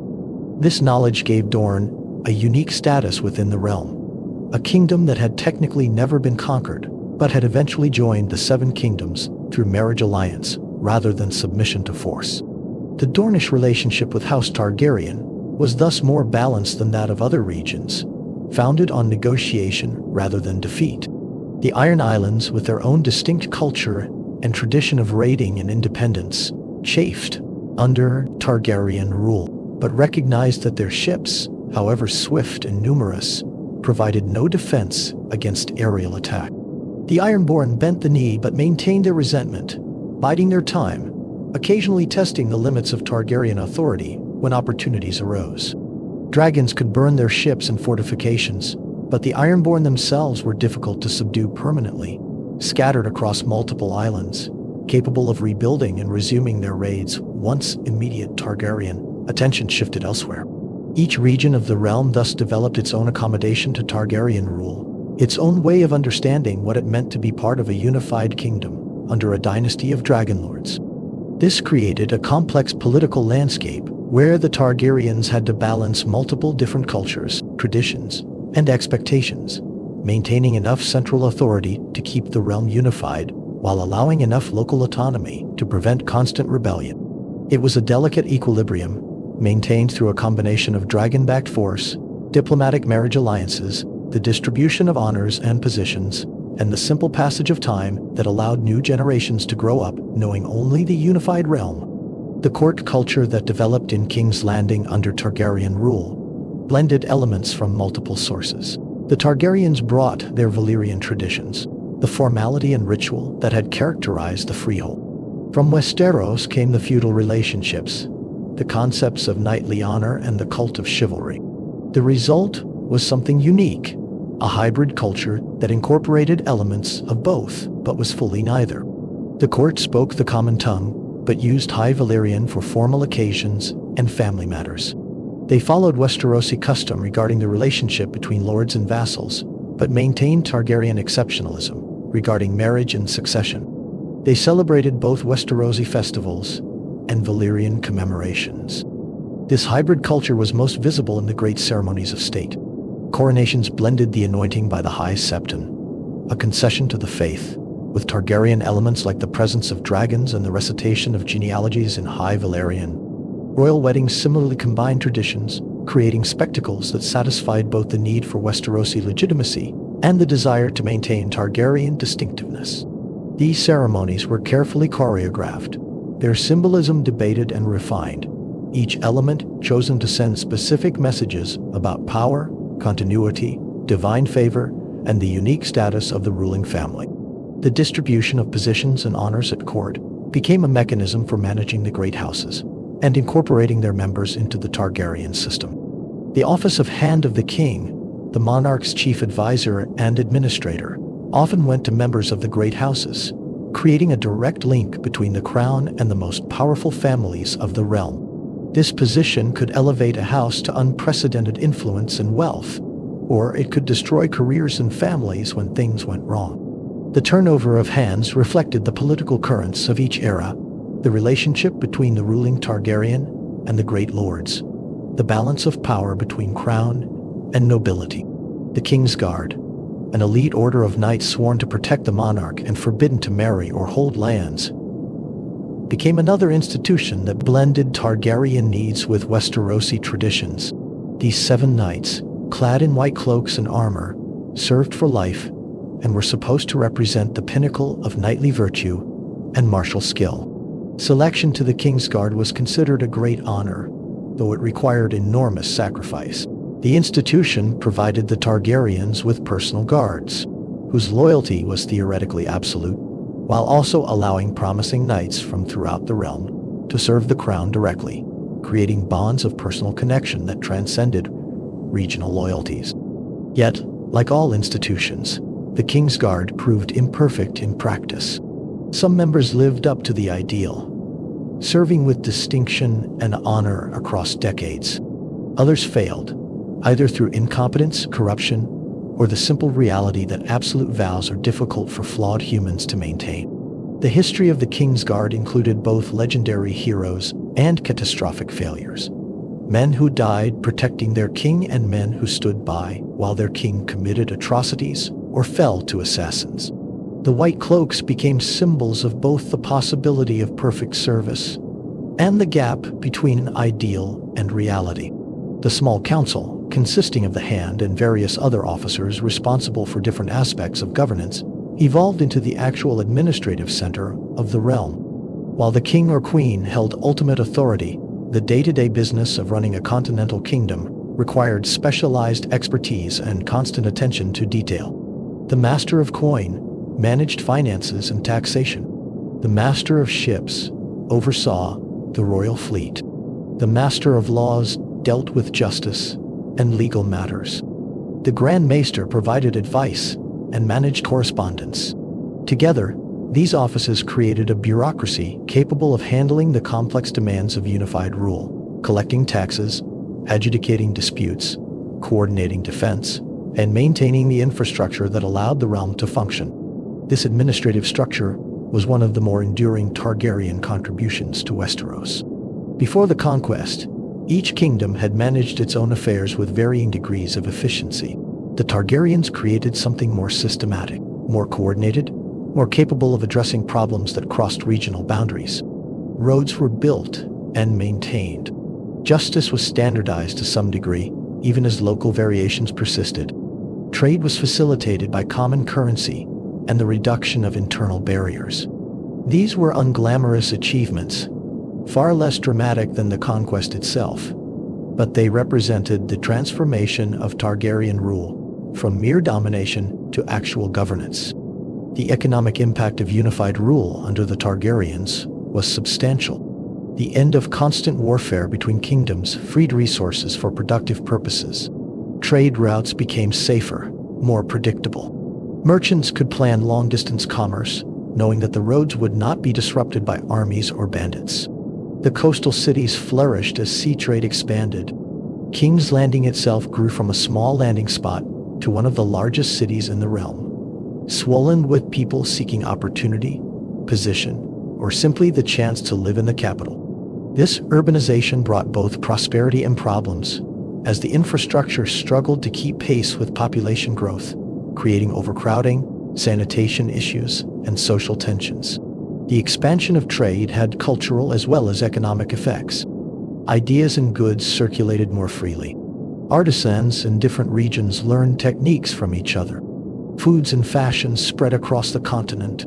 The common tongue became even more dominant as the language of commerce and administration, though regional dialects and variations persisted.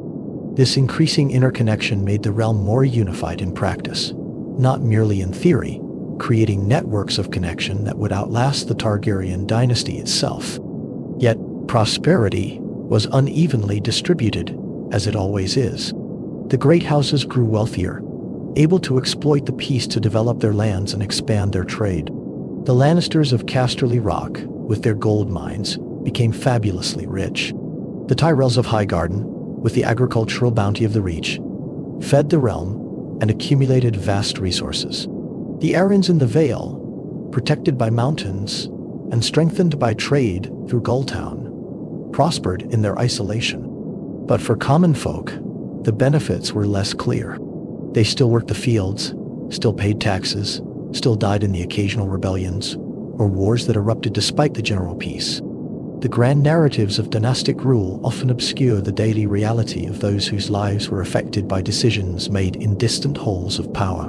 The Targaryens themselves lived with a peculiar mixture of public grandeur and private isolation. They were constantly on display, their actions watched and judged by the court and the realm. Every meal, every ceremony, every public appearance was choreographed and significant. Yet within this public life, they maintained private spaces where they could be themselves, where the burdens of rule could be temporarily set aside.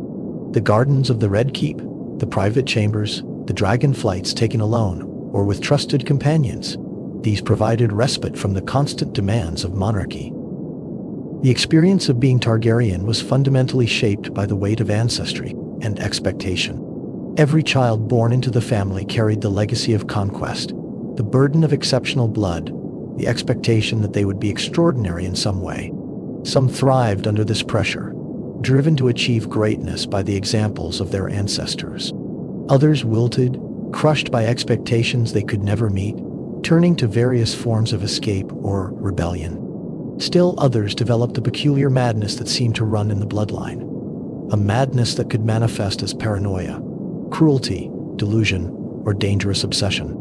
The question of Targaryen madness haunted the dynasty and shaped how others viewed them. Was it truly a product of the bloodline? Some genetic instability introduced by generations of sibling marriage? Was it the result of the weight of extraordinary power and expectation, breaking minds that were no stronger than any others? Was it, partly mythological, the result of selective memory that emphasized mad kings while forgetting competent ones? Likely it was some combination of all these factors. What was undeniable was that the Targaryen line produced individuals whose mental instability posed genuine dangers, and that these dangers were magnified by the absolute power such individuals could wield. The succession crises that periodically shook the dynasty revealed the fundamental instability built into Targaryen rule. The family never fully resolved the question of how power should pass from one generation to the next. Valyrian tradition was ambiguous on the matter, and Westerosi tradition favored male primogeniture, but the Targaryens sometimes followed neither, choosing instead based on individual circumstances, perceived competence, or simple political calculation. This flexibility allowed them to avoid putting obviously unsuitable individuals on the throne, but it also created uncertainty and conflict, as multiple potential heirs could make legitimate claims, and those claims could be backed by dragons. When succession was disputed and the realm divided its loyalty between claimants, the result was civil war of a uniquely devastating kind. These were not conflicts between kingdoms or houses, but internal Targaryen struggles. Brother against brother, dragon against dragon, with the great houses of Westeros forced to choose sides and commit their forces to conflicts that would determine not merely who sat the Iron Throne, but the very future of the dynasty. The damage inflicted during such wars was catastrophic, both to the family and to the realm they rule. The dragons made these civil wars particularly terrible. In conventional warfare, armies might clash for days or weeks, inflicting casualties that, while tragic, were limited by the speed at which humans could kill each other. Dragon battles were different. A single engagement in the sky could end with both beasts and riders dead, falling from heights that ensured no survival. The dragonfire unleashed on armies and towns below could kill thousands in hours. The psychological impact of watching dragons fight each other, of seeing the symbols of Targaryen power turned against itself, was profound and lasting. These wars demonstrated that the same force that had conquered the realm could just as easily destroy it. The most catastrophic of these succession wars occurred roughly a century and a half after the Conquest, when a king's death left competing claims, and the realm split between rival factions. What followed was years of brutal conflict that consumed not just armies, but entire regions. Dragons fell from the sky. Ancient beasts that had survived for more than a century died in flame and fury. Royal blood was spilled in quantities that shocked even a dynasty accustomed to violence. Towns and castles burned.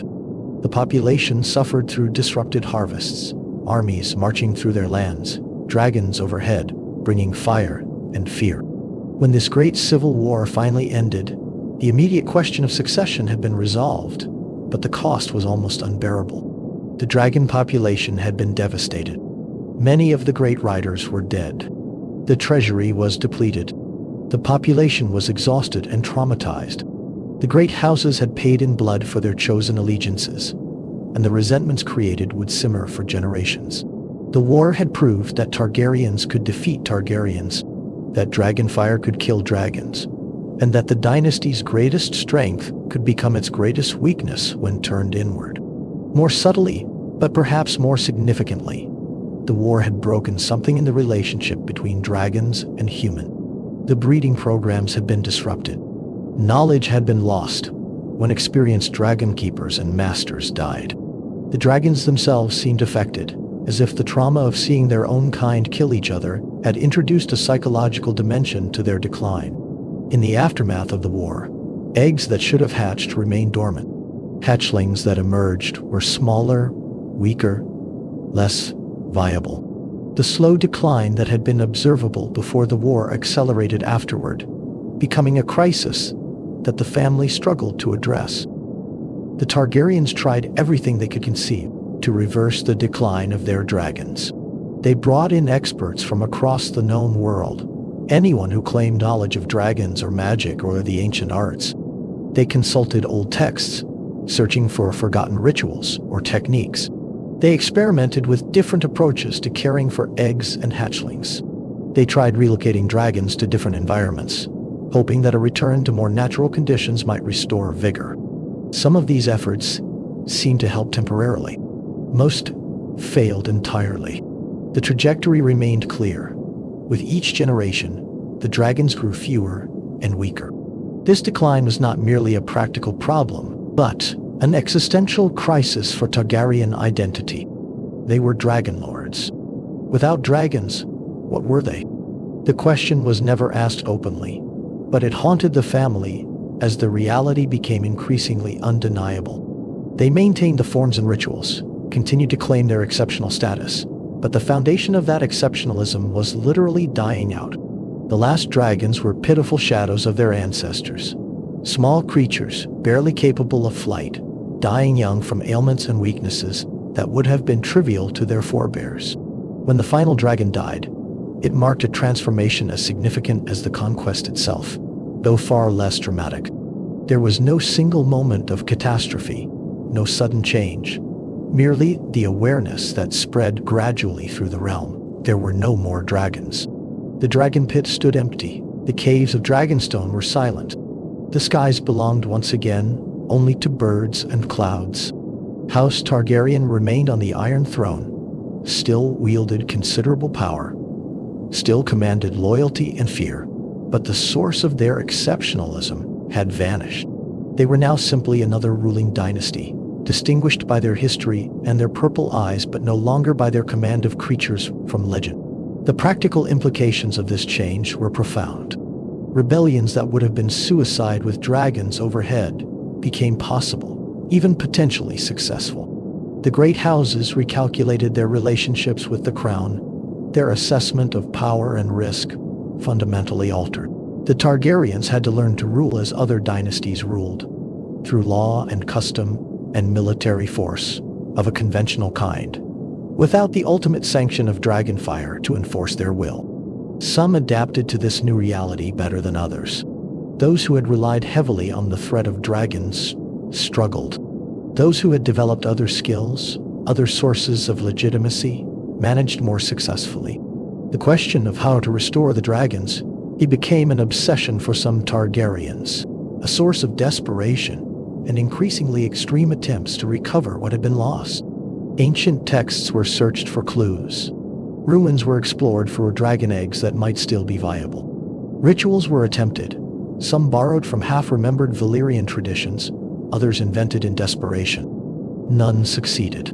The magic, if it was magic, that had allowed Valyria to breed and raise dragons seemed to have died with the Freehold. The Targaryens possessed dragons for a time because they had brought them from Valyria before the Doom, but the knowledge of how to truly sustain them had been lost, and all their efforts could not recover it. This failure to restore the dragons contributed to a kind of melancholy that settled over the dynasty in its later years. They maintained their greatness in memory, decorating their halls with the skulls of dead dragons, telling stories of the conquest and the great riders of the past, insisting on their exceptional status even as the evidence for that exceptionalism faded into history. The dragon skulls in the throne room grew dusty. The songs about dragon riders became nostalgic rather than current. The realm grew accustomed to a Targaryen dynasty without dragons, and that familiarity bred a kind of contempt that would have been unthinkable in earlier eras. The transformation of the Targaryens from dragonlords to mere kings was gradual enough that no single moment marked the change, but profound enough that comparing the dynasty at its height to its final years revealed two almost different families. The early Targaryens were conquerors, backed by overwhelming force, confident in their destiny, separate from those they ruled. The late Targaryens were embattled monarchs struggling to maintain authority, increasingly dependent on conventional mechanisms of power, and increasingly integrated into Westerosi culture, even as they tried to maintain their distinctiveness. The great houses of Westeros evolved alongside the Targaryens, adapting to the reality of unified rule, learning to navigate the complex dynamics of the royal court, building their own power bases within the system the Conquest had created. The Lannisters, with their wealth, became indispensable sources of loans and finance. The Tyrells, with the agricultural bounty of the Reach, fed the realm and the capital. The Starks maintained the North, that vast and separate kingdom that required special handling. The Martells of Dorne, having joined through marriage rather than conquest, maintained a unique autonomy. The Baratheons, descended from a Targaryen bastard, held the Stormlands and remembered their connection to the royal house. The Arryns in the Vale, the Tullys in the Riverlands, the Greyjoys on the Iron Islands each carved out their role within the Targaryen system. These great houses were not merely passive subjects but active participants in the realm's governance, and their relationship with the crown was constantly negotiated and renegotiated. When the Targaryens were strong and dragons filled the sky, the balance favored the crown heavily. When the Targaryens were weak or divided, the great houses gained leverage, able to extract concessions or privileges. When there were no dragons at all, the relationship became more equal, approaching the kind of balance between monarchy and nobility that characterized other feudal systems. This evolution in the power dynamic was never formalized or openly acknowledged, but it shaped the reality of governance across the Targaryen centuries. The cultural legacy of House Targaryen extended beyond politics and power into the realm of art, architecture, learning, and collective imagination. The Conquest and the subsequent Targaryen rule provided subject matter for countless songs, stories, and historical accounts. Bards composed ballads about dragon riders and great battles. Artists painted scenes of dragons in flight. Historians chronicled the rise and rule of the dynasty, creating a documentary record that would allow future generations to study this era in detail. The Targaryens themselves were patrons of art and learning, commissioning works that celebrated their achievements and maintained their image as exceptional beings worthy of rule. The Targaryens also contributed to the realm's intellectual and scholarly development, not always intentionally, but through the resources they made available and the stability they provided. The Maesters of the Citadel flourished under Targaryen rule, their institution expanding and systematizing knowledge across multiple disciplines. The libraries grew, filled with manuscripts and chronicles. The Maesters' chains, each link representing mastery of a different field, became symbols of learning that were respected throughout the realm. While individual Targaryens might be suspicious of Maesters and their influence, the dynasty as a whole benefited from and supported the expansion of systematic knowledge. The Faith of the Seven, after its early conflict with the Targaryens, became intertwined with the dynasty in complex ways. The High Septon crowned each new king or queen, providing religious legitimacy to Targaryen rule. The faith's teachings were spread throughout the realm, partly through the infrastructure and peace the Targaryens provided. The Great Sept in King's Landing, the center of faith worship in the capital, was built during the Targaryen era. Yet tension remained beneath this official cooperation. The faith never fully embraced Targaryen exceptionalism, never completely accepted the practice of sibling marriage, never stopped teaching that all souls were equal before the seven. This created a subtle but persistent counterweight to Targaryen claims of special status. The relationship between prophecy and politics within the Targaryen dynasty was complex and often troubling. Some Targaryens took their prophetic dreams very seriously, allowing visions to guide major decisions. Others dismissed such dreams as superstition or madness. The problem was that prophecies by their nature were ambiguous and subject to interpretation. A dream of fire could mean many things. A vision of a distant future might be literal or symbolic. When Targaryens made decisions based on prophetic visions that later proved disastrous, it raised questions about whether the prophecies had been misinterpreted or whether they had been delusions all along. Yet the role of prophecy in Targaryen history could not be easily dismissed. The decision to leave Valyria, based on prophetic warning, had saved the family from the doom. This success validated the idea that Targaryen dreams carried truth, but it also created a dangerous precedent, encouraging later generations to trust in visions that might be nothing more than nightmares or wishes. The balance between respecting prophetic tradition and maintaining rational governance was never successfully struck, and the resulting decisions sometimes served the family well and sometimes led to disaster. The Targaryens maintained extensive records, not just of political events, but of their dreams, visions, and prophetic experiences. These documents, kept in private archives, were consulted by subsequent generations seeking to understand patterns or warnings. Some Targaryens spent years studying these records, searching for insights about their own dreams, or trying to discern the will of fate. Others dismissed the entire practice as a waste of time, preferring to focus on the immediate and practical challenges of governance. This division within the family about the validity and importance of prophecy reflected a deeper uncertainty about their own nature and destiny. The symbolism associated with House Targaryen was rich and carefully maintained.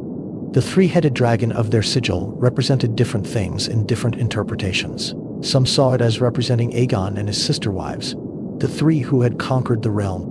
Others interpreted it as symbolizing past, present, and future, or the unity of the Targaryen bloodline. The colors of the house, red and black, evoked both fire and darkness, blood and shadow.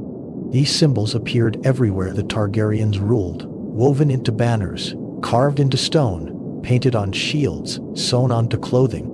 They created a visual language of power that was immediately recognizable and deeply associated with the dynasty. The dragons themselves became symbols that transcended their physical reality.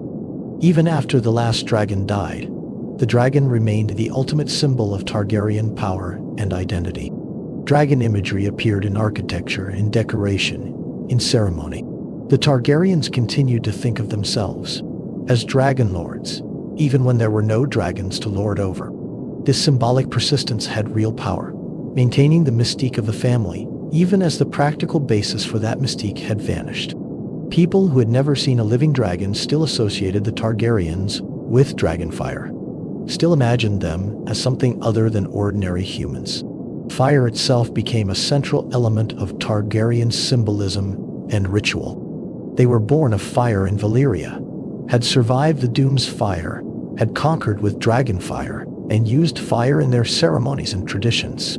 Some Targaryens claimed to have an unusual tolerance for heat, though whether this was reality or myth was never definitively established. What was certain was that fire was woven through their identity in ways both practical and symbolic, representing purification, transformation, power, and danger in equal measure.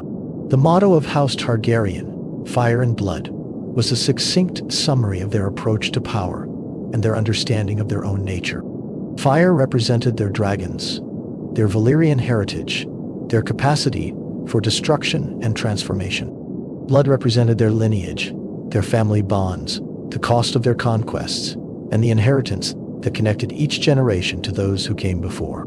Together, these two words encapsulated much of what made the Targaryens both powerful and dangerous, both admirable and troubling. The education of Targaryen children was designed to prepare them for the unique challenges and responsibilities they would face. They learned history, with special emphasis on Valyrian civilization and the rise of their own house.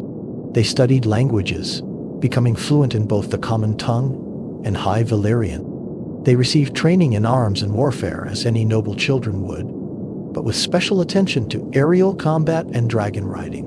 They learned the arts of governance, sitting in on small council meetings, observing their elders make decisions, gradually being given responsibilities of their own. And they were taught, through both explicit instruction and example, what it meant to be Targaryen, the burdens and privileges of their exceptional bloodline. For those Targaryens who bonded with dragons, the experience of first flight was a transformative moment that shaped the rest of their lives.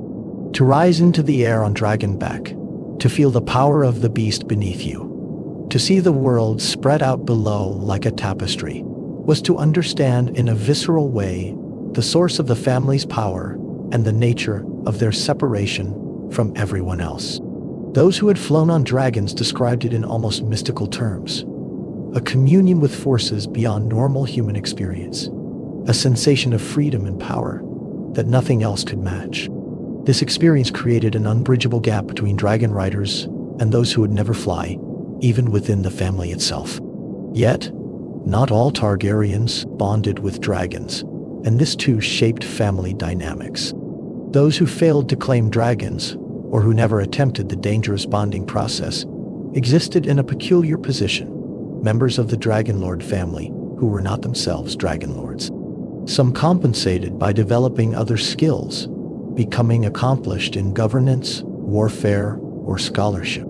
Others lived in the shadow of their dragon-riding siblings, aware that they lacked the defining characteristic that made Targaryens exceptional. This created hierarchies within the family based not on birth order, but on dragon possession, adding another layer of complexity to already fraught family dynamics. The marriages arranged for Targaryens when they wed outside the immediate family were matters of careful political calculation. These alliances connected the royal house to the great families of Westeros, creating bonds of blood and obligation that helped maintain the realm's unity. Yet they also introduced outside blood into the Targaryen line, diluting the Valyrian characteristics over time. The tension between the desire to maintain pure Valyrian bloodlines through sibling marriage and the political necessity of external alliances was never fully resolved, with different generations making different choices based on their circumstances and priorities.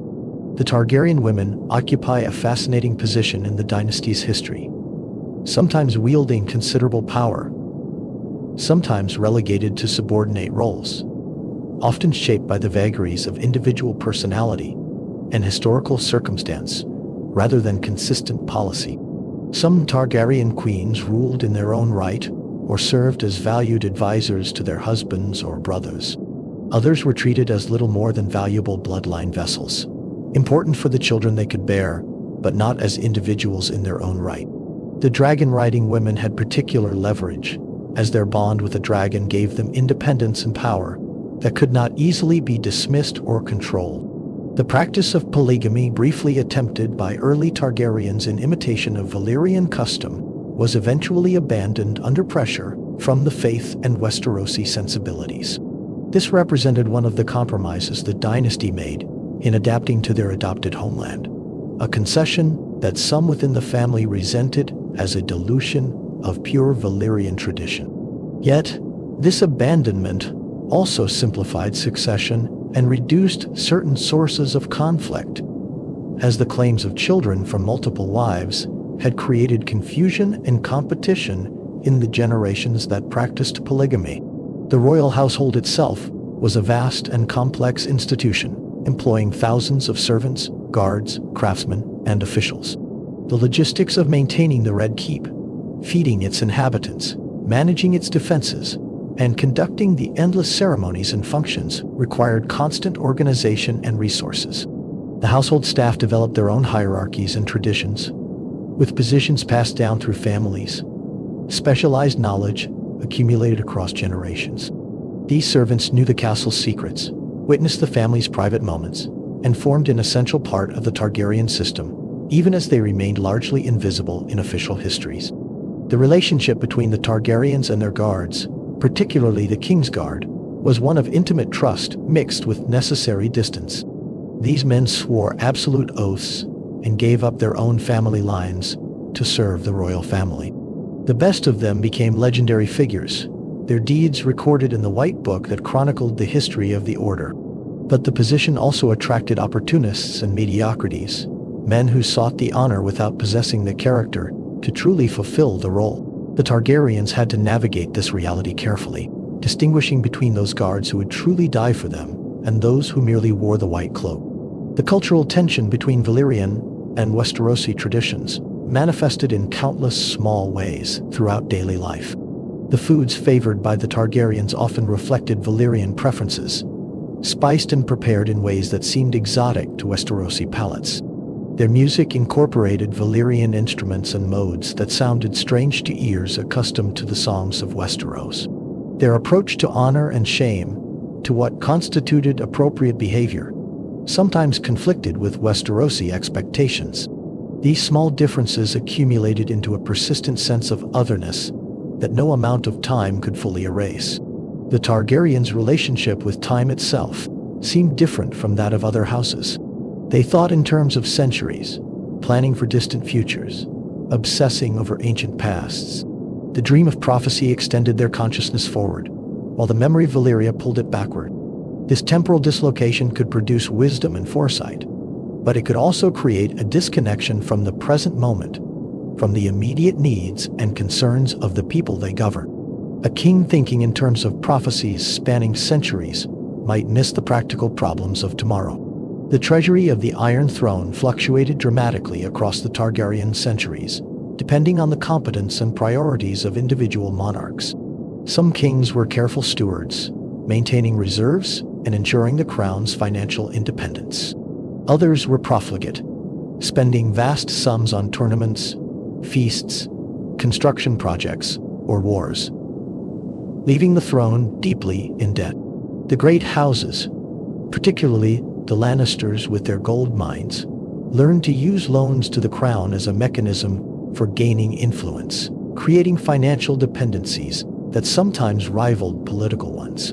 The military organization of the realm under Targaryen rule combined feudal levies with a small standing force directly loyal to the crown. The city watch of King's Landing, the Gold Cloaks, provided security in the capital. The royal fleet, based at Dragonstone and later at King's Landing, protected the coasts and projected power overseas. But the bulk of military force remained with the great houses, their knights and men-at-arms called up when needed for war or emergency.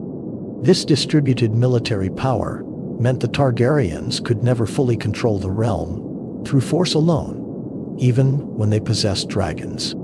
Cooperation and consent, however reluctant, remained essential. The question of what the Targaryens did during peacetime, how they occupied themselves when not engaged in conquest or crisis management, reveals much about the dynasty's character. Some Targaryens were scholars, spending hours in libraries studying history, magic, or natural philosophy. Others were warriors, constantly training, participating in tournaments, seeking opportunities for martial glory. Some were administrators, finding satisfaction in the detailed work of governance, improving laws, managing finances, overseeing construction projects. Others were pleasure seekers, indulging in feasts, hunts, romantic pursuits, or various vices. The diversity of personality within the family meant that generalizations were always incomplete. The tournaments held during the Targaryen era became legendary affairs, drawing knights and spectators from across the realm. These events served multiple purposes. They provided entertainment, allowed warriors to demonstrate their skills, created opportunities for political networking, and offered the Targaryens a chance to display their wealth and magnificence. The jousts, melees, and archery contests followed Westerosi traditions, but the presence of the royal family, often watching from elaborate pavilions, added prestige and significance to the proceedings. Winners gained fame and sometimes positions at court, while losers nursed their wounds and planned for the next opportunity. The great feasts held in the Red Keep were similarly multifaceted events. They were displays of abundance and power, with tables groaning under impossible quantities of food and wine. They were diplomatic occasions, where alliances were forged and disputes mediated over shared meals. They were cultural performances, with musicians, singers, jesters, and other entertainers providing amusement. And they were endurance tests, marathons of eating, drinking, and socializing that could last for hours or even days, testing the stamina of all involved. The Targaryens presided over these feasts, from the high table, visible to all, their every action observed and interpreted. The gardens of the Red Keep offered a different kind of space, quieter and more private, where members of the royal family could retreat from the constant scrutiny of court life. These gardens were carefully maintained, planted with flowers and trees from across the realm and beyond, creating spaces of beauty and contemplation. Walking among the flowering plants, listening to fountains, watching birds in the branches, Targaryens could briefly escape the weight of their responsibilities and simply exist as human beings, rather than as symbols of power. The religious life of the Targaryens was complex and often contradictory. Publicly, they honored the faith of the Seven, attending services, making appropriate displays of piety, ensuring that their rule appeared blessed by the gods. Privately, some maintained beliefs or practices that seemed more connected to old Valyrian traditions, to blood magic and prophecy, to ways of thinking about the divine that had nothing to do with the Seven. This duality was never fully reconciled, creating a kind of spiritual ambiguity that characterized the dynasty throughout its existence. The maesters who served the Targaryens occupied a peculiar position. They were sworn to serve, but also to seek truth, and maintain the traditions of the citadel. Some maesters became trusted advisors, their knowledge and wisdom genuinely valued by the monarchs they served. Others maintained a kind of critical distance, observing and recording, but never fully embracing Targaryen exceptionalism. The tension between service and independence, between loyalty to the crown and loyalty to knowledge, shaped the relationship between the dynasty and the maesters throughout the Targaryen centuries. As the Targaryen era progressed and generations succeeded each other, certain patterns became visible in retrospect that were not obvious to those living through them. The cycles of strong and weak kings, of competence followed by incompetence, seemed almost predictable. The way certain problems recurred across different eras, never fully resolved, always resurfacing in new forms. The gradual accumulation of resentments and tensions that would, in time, become critical. These patterns suggested that there were structural issues within the Targaryen system, problems that individual wisdom or competence could mitigate but never eliminate. The question of succession, never fully resolved through clear rules, created recurring crises. Each time a monarch died or chose to designate an heir, the decision opened possibilities for conflict. Would it be the eldest son following Westerosi tradition? The most competent child, regardless of birth order or gender? The one favored by prophecy or dreams? The one who happened to have the most powerful dragon or the most allies among the great houses? Different Targaryens answered these questions differently, creating precedents that contradicted each other and ensured that future successions would also be contested. The Great Council, occasionally convened to decide particularly thorny succession questions, represented an attempt to resolve disputes through consensus rather than violence. These assemblies brought together lords from across the realm to debate and vote on competing claims. In some cases, they successfully prevented civil wars by providing a mechanism for collective decision-making. In others, they merely formalized existing divisions, with the vote reflecting political and military realities rather than any principle of legitimacy. The Great Councils demonstrated both the possibility of peaceful resolution and the limitations of consensus when fundamental conflicts of interest were at stake. The regencies, when young children inherited the throne and had to be governed by councils or individual regents until they came of age, created their own challenges and opportunities. A capable regent could provide stability and effective rule during the monarch's minority. An ambitious or incompetent regent could cause lasting damage, pursuing their own interests, making poor decisions, or creating factions that would persist into the young monarch's adult rule. The history of Targaryen regencies included both exemplary service and catastrophic failures, with the outcomes often determining the success or failure of the subsequent reign.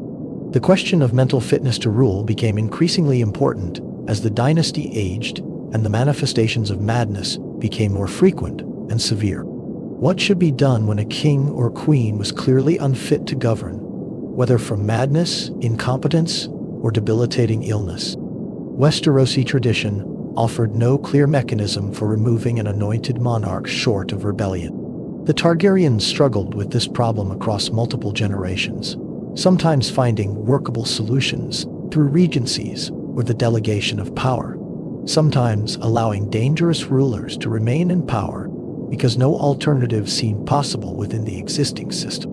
The final decades of Targaryen rule were marked by a particular instability that, in retrospect, seems to have made catastrophe inevitable. A succession of monarchs who ranged from mediocre to actively destructive. The complete absence of dragons, removing the ultimate sanction that had deterred rebellion. The accumulation of grievances among the great houses, resentments nursed across generations. The emergence of individual personalities whose charisma or capability offered alternative focal points for loyalty. All of these factors converged to create a situation where the dynasty that had once seemed eternal suddenly appeared vulnerable. The final Targaryen king embodied many of the family's worst tendencies, while lacking its redeeming qualities. His madness was not the eccentric dreaminess that some Targaryens displayed, but a cruel paranoia that made him see enemies everywhere. His actions alienated allies, terrified subjects, and created a coalition of opposition that crossed regional and political boundaries. When crisis came, he responded with escalating violence and threats that drove even previously loyal houses into rebellion. His obsession with fire, absent any actual dragons to command, manifested in plots and plans that horrified those around him. The rebellion that ended Targaryen rule began with specific grievances and specific injustices, but it tapped into a deeper current of dissatisfaction that had been building for years, or even decades. The great houses that led the rebellion were not revolutionaries seeking to overturn the social order, but conservatives seeking to remove a dynasty they had concluded was doing more harm than good. They fought not to destroy the Iron Throne, but to claim it for a new dynasty, one that would rule more in accordance with Westerosi traditions and expectations. The war itself unfolded across the realm, touching every region, involving every great house directly or indirectly. It was a conflict of shifting alliances, unexpected betrayals, and personal tragedy. Heroes emerged on both sides. Atrocities were committed by both sides. The Targaryens, even without dragons, and even with a Mad King, commanded genuine loyalty from many quarters. The war was not a foregone conclusion, but a genuine contest whose outcome remained uncertain until nearly the end. The battles were fierce and costly, fought with conventional weapons across familiar terrain. The absence of dragons made this a war like the wars that had occurred before the Conquest, determined by numbers, tactics, terrain, and the quality of leadership. Some Targaryen loyalists fought with desperate courage, knowing that defeat would mean the end of a dynasty that had ruled for centuries. Some rebels fought with grim determination, convinced that removing the Targaryens was necessary for the realm's survival. The collision of these commitments produced engagements of unusual intensity and bloodshed. The turning points of the war, when momentum shifted decisively against the Targaryens, came through a combination of military defeat and political defection. Houses that had been uncertain chose sides. Battles were won or lost based on decisions made in moments. Individual acts of courage or cowardice changed outcomes. The accumulation of these events gradually made clear that the rebellion would succeed, that the Targaryen hold on power was broken beyond repair. The death of the Mad King, killed by a member of his own Kingsguard in the throne room of the Red Keep, symbolized the complete collapse of the dynasty's authority. The man sworn to protect the king instead chose to kill him, judging that the oath to protect the realm superseded the oath to protect the individual monarch. This act, whether heroic or treasonous depending on perspective, ensured that the Targaryen line would not continue on the Iron Throne. The king who had been killed left behind only young children, scattered and vulnerable, unable to command the loyalty or resources needed to restore the dynasty. The sack of King's Landing that accompanied the rebellion's final victory was brutal and chaotic, a release of all the tensions that had built up during years of war. The city suffered as conquering armies always make cities suffer, with looting, violence, and destruction that victimized the innocent along with the guilty. The Red Keep was entered and searched. The throne room where Targaryens had ruled for centuries was occupied by those who had fought to end their rule. The symbols of Targaryen power were torn down or defaced. The dragon skulls remained, too heavy and difficult to move, mute testimony to vanished glory. The surviving members of House Targaryen fled into exile, carrying with them whatever they could salvage of their heritage. They landed on the shores of Essos, that great continent where Valyria had once stood, seeking safety and the possibility of eventual return. They carried Targaryen names, Targaryen blood, and Targaryen dreams.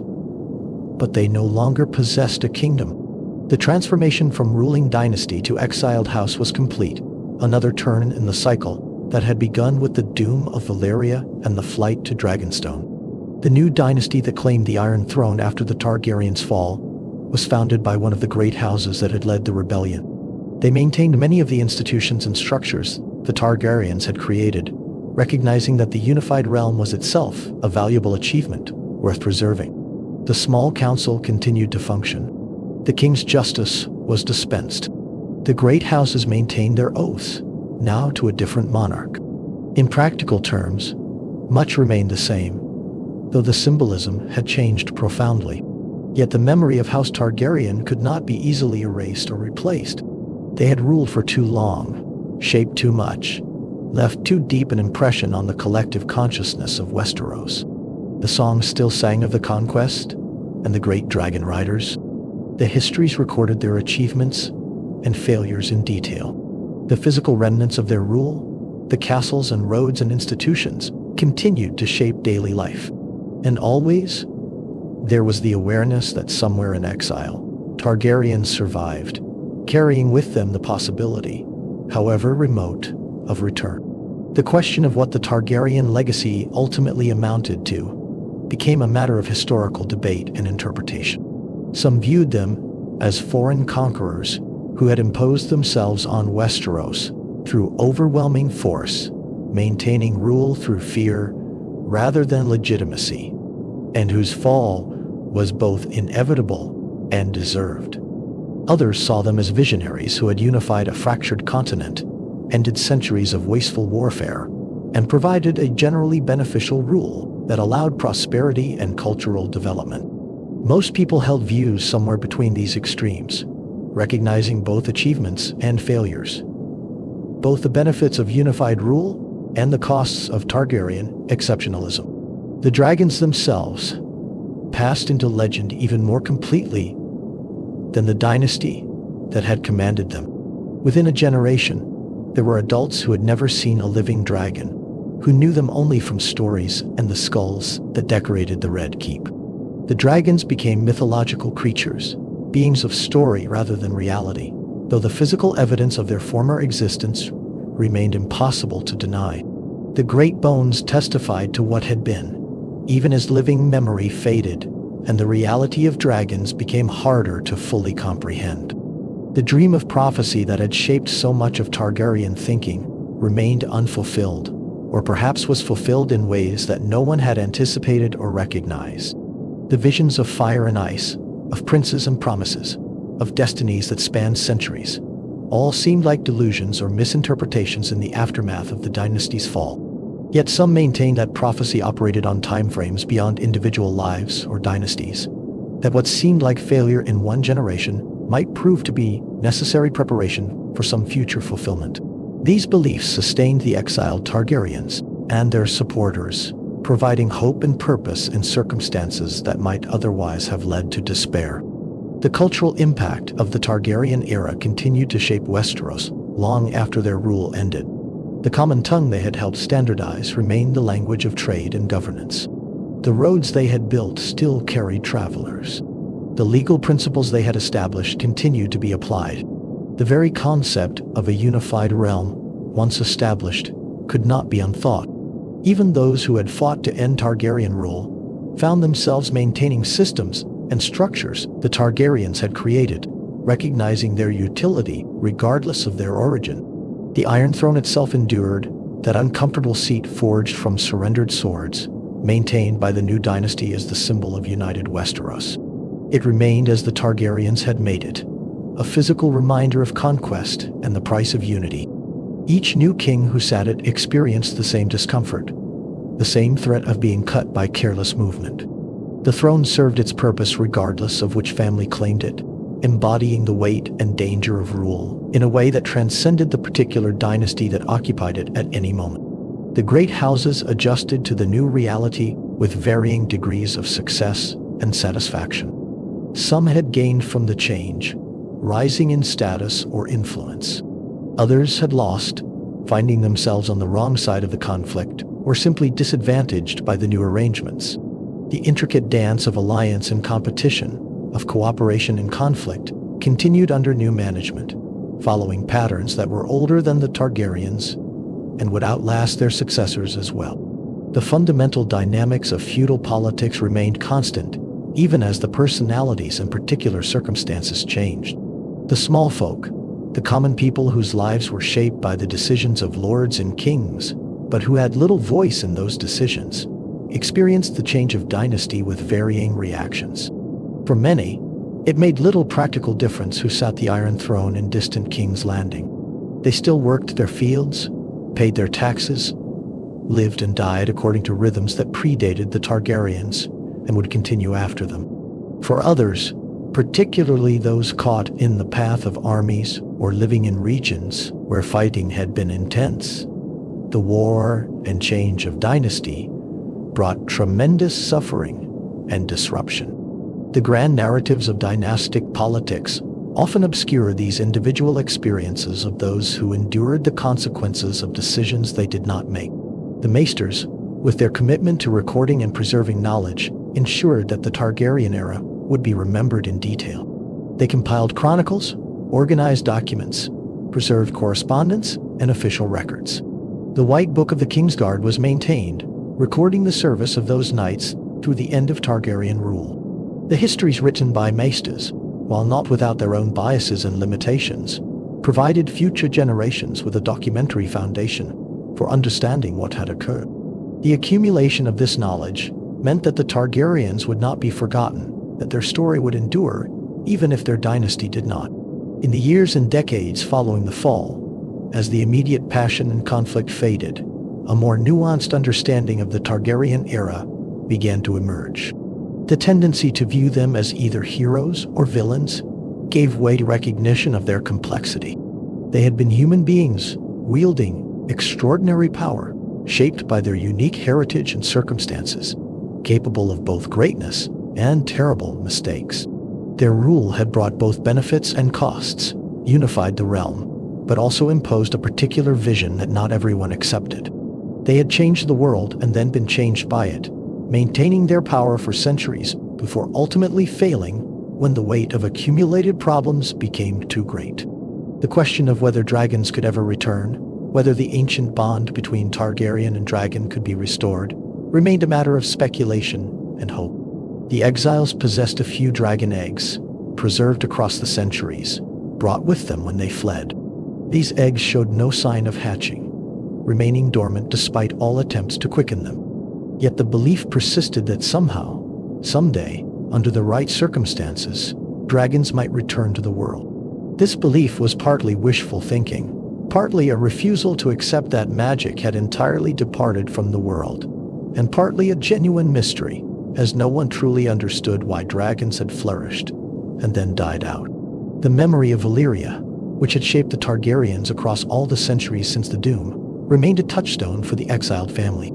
They were still the last remnant of the Freehold, still carried that legacy even in reduced circumstances. The pride and burden of being survivors of the world's greatest civilization could not be set aside merely because they had lost a kingdom. If anything, exile reinforced their connection to those ancient roots, reminded them that they had survived catastrophe before and might survive again. The architectural remnants of Targaryen rule slowly weathered and aged. The Red Keep remained the center of power, but gradually acquired new associations and meanings under its new rulers. The Dragon Pit stood empty and silent, a monument to extinct creatures, too massive to demolish, but serving no current purpose. Dragonstone reverted to being a fortress of strategic importance, but no longer the symbolic heart of a dynasty. These buildings, constructed with Valyrian techniques to last for ages, would endure far longer than the family that had built them, silent testimony to vanished power. The dragon skulls in the throne room of the Red Keep became objects of fascination and contemplation for those who saw them. They demonstrated beyond any doubt that dragons had been real, had been as large and terrible as the stories claimed. Viewing the massive skulls of Balerion or Vhagar, dragons that had lived for centuries and grown to immense size, visitors could understand viscerally what it had meant when these creatures had filled the skies. The skulls also testified to the Targaryens' former power, to the source of their ability to conquer and hold a continent. They were reminders of glory, but also warnings about the impermanence of even the most overwhelming power. The songs and stories about the Targaryen era evolved as time passed, acquiring new elements, losing certain details, transforming from living memory into legend. The process by which history becomes myth was visible in this transformation, as the complex reality of Targaryen rule simplified into stories about heroes and villains, great loves and terrible betrayals, wise kings and mad ones. These stories served various purposes, entertaining audiences, teaching lessons, preserving memory in forms that could survive across generations. But they also inevitably distorted, as all simplification distorts, creating versions of events that were more dramatic and clear-cut than reality had been. The scholarly debates about the Targaryen era touched on fundamental questions about power, legitimacy, and governance. Did conquest by force create legitimate authority, or was Targaryen rule always fundamentally illegitimate despite its longevity? Did the peace they imposed justify the means by which they imposed it? Were they civilizers who lifted Westeros to a higher level, or foreign occupiers who suppressed native traditions? These debates had no definitive answers, as they depended partly on values and perspectives that varied among those debating them.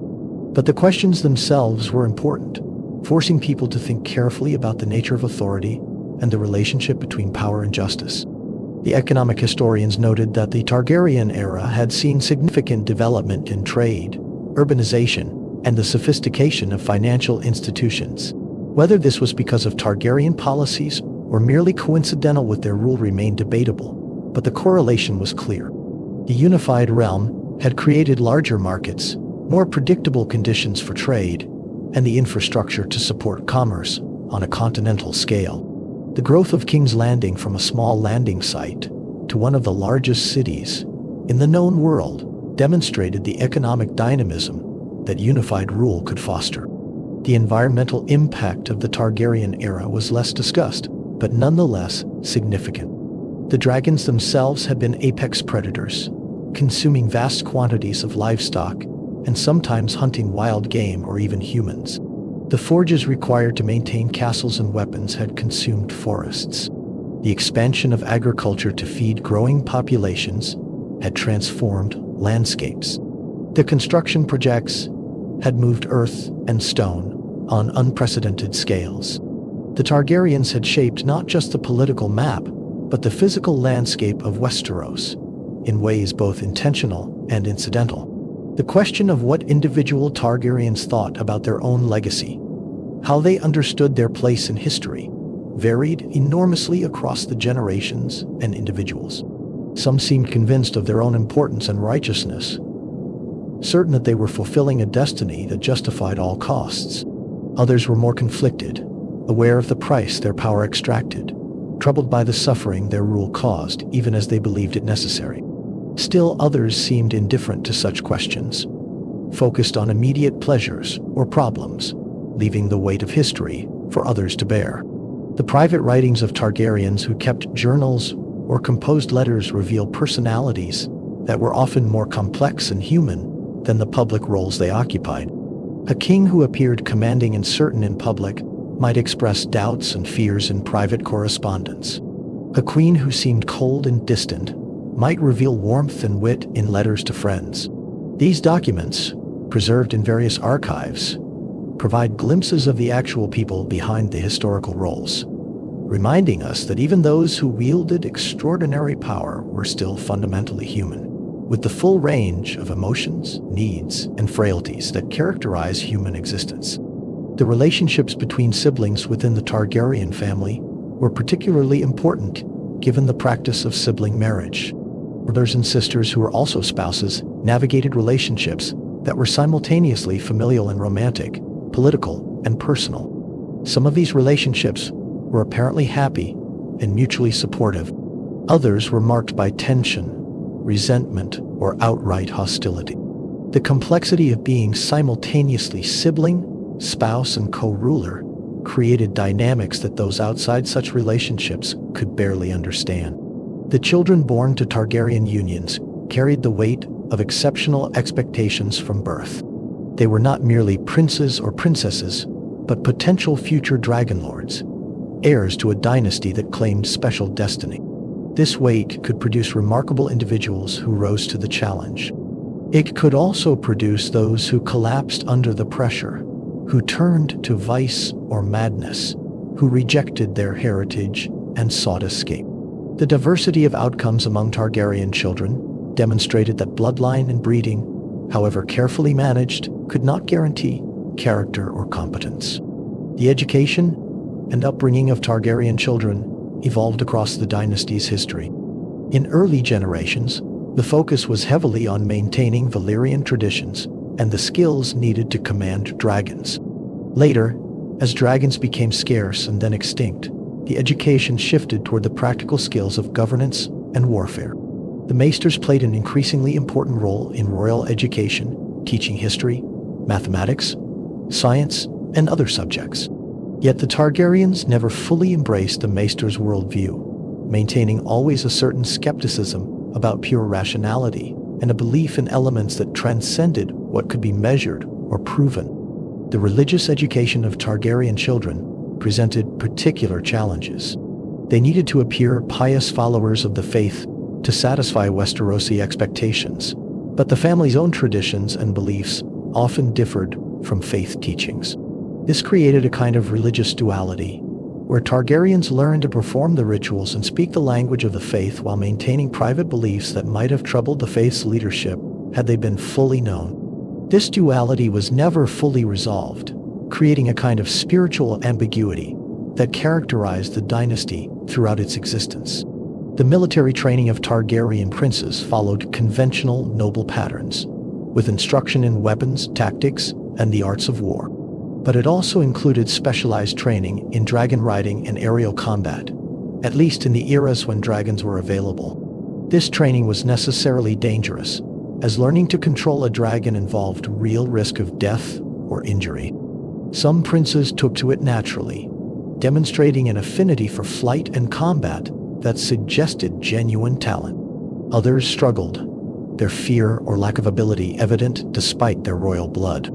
Dragon riding, it turned out, was not a skill that bloodline alone could guarantee. The Targaryen relationship with magic was complex and often contradictory. They were products of Valyria's magical civilization, their very existence owing something to the blood magic and sorcery that had created the dragonlords. Yet they were also suspicious of magic, aware of its dangers and unpredictability. Some Targaryens sought to understand and utilize magical knowledge, searching old texts, consulting with supposed practitioners, attempting rituals that might restore lost capabilities. Others dismissed magic as superstition or danger, preferring to rely on conventional power and politics. The question of whether the Targaryens themselves possessed magical abilities beyond dragon riding was never conclusively answered. Some claimed to have prophetic dreams that proved accurate.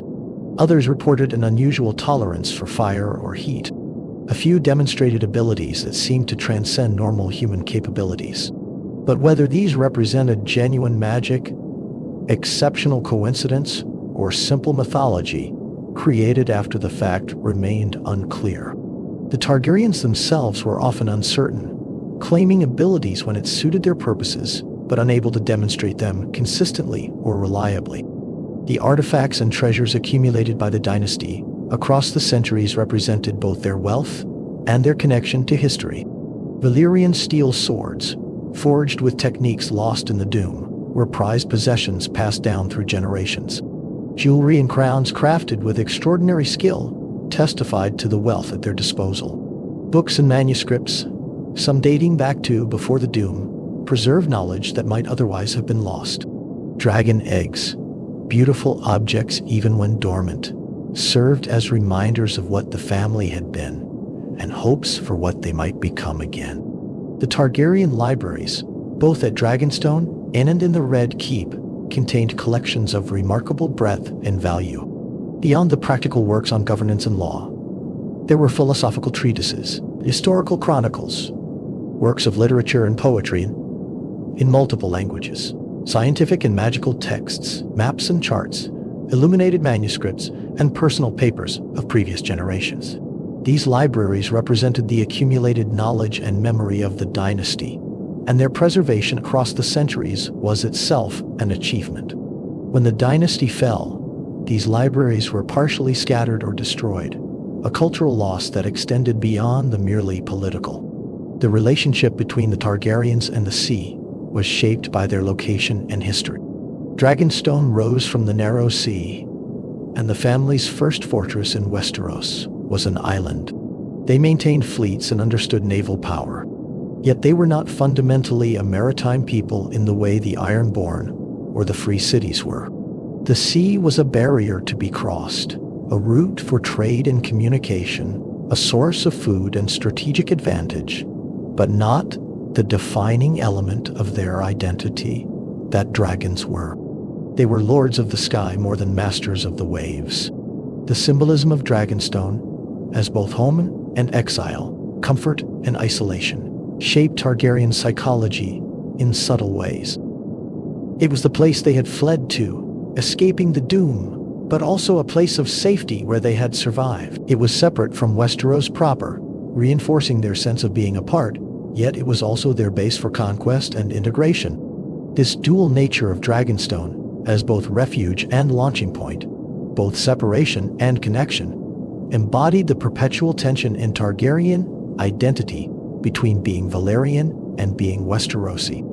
The volcanic activity of Dragonstone and the presence of the Dragonmont created an environment that was both nurturing and threatening. The heat from below provided ideal conditions for dragons, but also represented the ever-present possibility of eruption and destruction.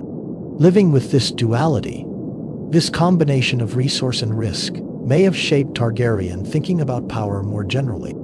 Power was like the volcanic fire, essential, dangerous, requiring constant respect and management, capable of both creation and destruction, depending on how it was handled. The imagery of ash and smoke that surrounded both Dragonstone and the memory of Valyria created a visual and symbolic landscape that permeated Targaryen culture.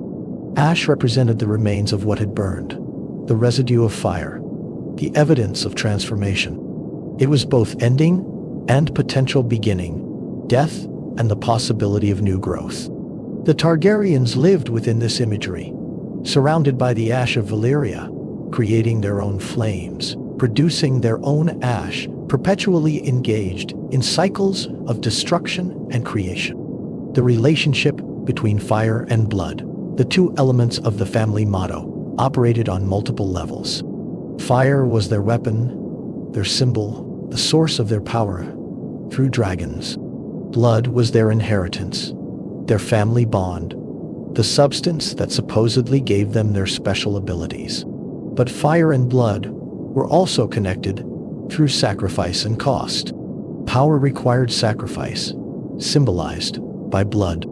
The exercise of power, particularly through dragonfire, spilled blood. The circular relationship between these elements, each producing and requiring the other, captured something essential about Targaryen rule and its costs. The seasonal cycles of Westeros, with its long and unpredictable summers and winters, provided a backdrop against which Targaryen rule unfolded.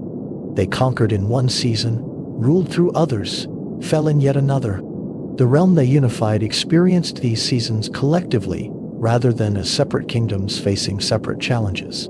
The coordination of preparation for winter, the storage of food and resources, the maintenance of infrastructure across the continent, all became more systematic under unified rule. Yet the Targaryens themselves sometimes seemed disconnected from these natural cycles, focused on their own dynastic concerns, their prophecies and dragons, the eternal rather than the seasonal. The night sky above Dragonstone and King's Landing, the same stars that had shone on Valyria, provided another constant element across the changing centuries. Targaryens studied the stars, both for practical navigation and for astrological significance. Some believed the positions of stars and planets held meaning for human affairs, that prophecy could be read in celestial movements. Others viewed the stars as merely beautiful or useful for wayfinding. But all Targaryens grew up under the same sky, that vast darkness punctuated by points of light, a reminder of their own smallness, despite all their power and pretensions. The winds that blew across the narrow sea, carrying smells and sounds and weather from one land to another, connected Dragonstone to both Westeros and Essos. These winds filled the sails of ships carrying trade and travelers. They brought storms and clear skies, warmth and cold, the physical manifestation of forces larger than human control. The Targaryens, for all their power, could not command the wind, could not ensure fair weather or calm seas. This limitation was a reminder that some aspects of existence remained beyond even dragonlords to control. The sounds of Dragonstone were distinctive: waves crashing against volcanic rock, wind whistling through stone corridors, the occasional rumble from deep within the mountain, the cries of seabirds, and in earlier eras, the roars and wing beats of dragons. These sounds created a sonic landscape that shaped the experience of being in that place, a backdrop to all activities and thoughts. Those who lived there learned to distinguish different sounds, to read meaning in the particular quality of the wind or the intensity of the waves. The smells of the castle and island were equally characteristic: salt from the sea, sulfur from volcanic vents, smoke from torches and fires, the distinctive scent of dragon when they were present, stone damp from mist, food being prepared in the kitchens, the accumulated sense of centuries of habitation. These smells were less recorded than sights or sounds, but they were no less important to the full experience of the place, triggering memories and associations for those who had lived there. The tactile experience of Dragonstone, the feel of the volcanic stone beneath feet and hands, its roughness or smoothness depending on how it had been shaped, its temperature varying with proximity to heat sources, all contributed to the embodied experience of being Targaryen. The stone was not dead material, but seemed almost alive, warm from the earth's heat, shaped by ancient magic, resonant with history. Touching the walls of Dragonstone was to connect physically with the dynasty's origins and essence. The taste of food on Dragonstone and in King's Landing during the Targaryen era reflected both their Valyrian heritage and their adaptation to Westerosi ingredients and customs. Spices imported from Essos appeared in dishes prepared in Valyrian styles. Local fish and game were prepared according to recipes passed down through generations. Wine from across the known world filled their cups.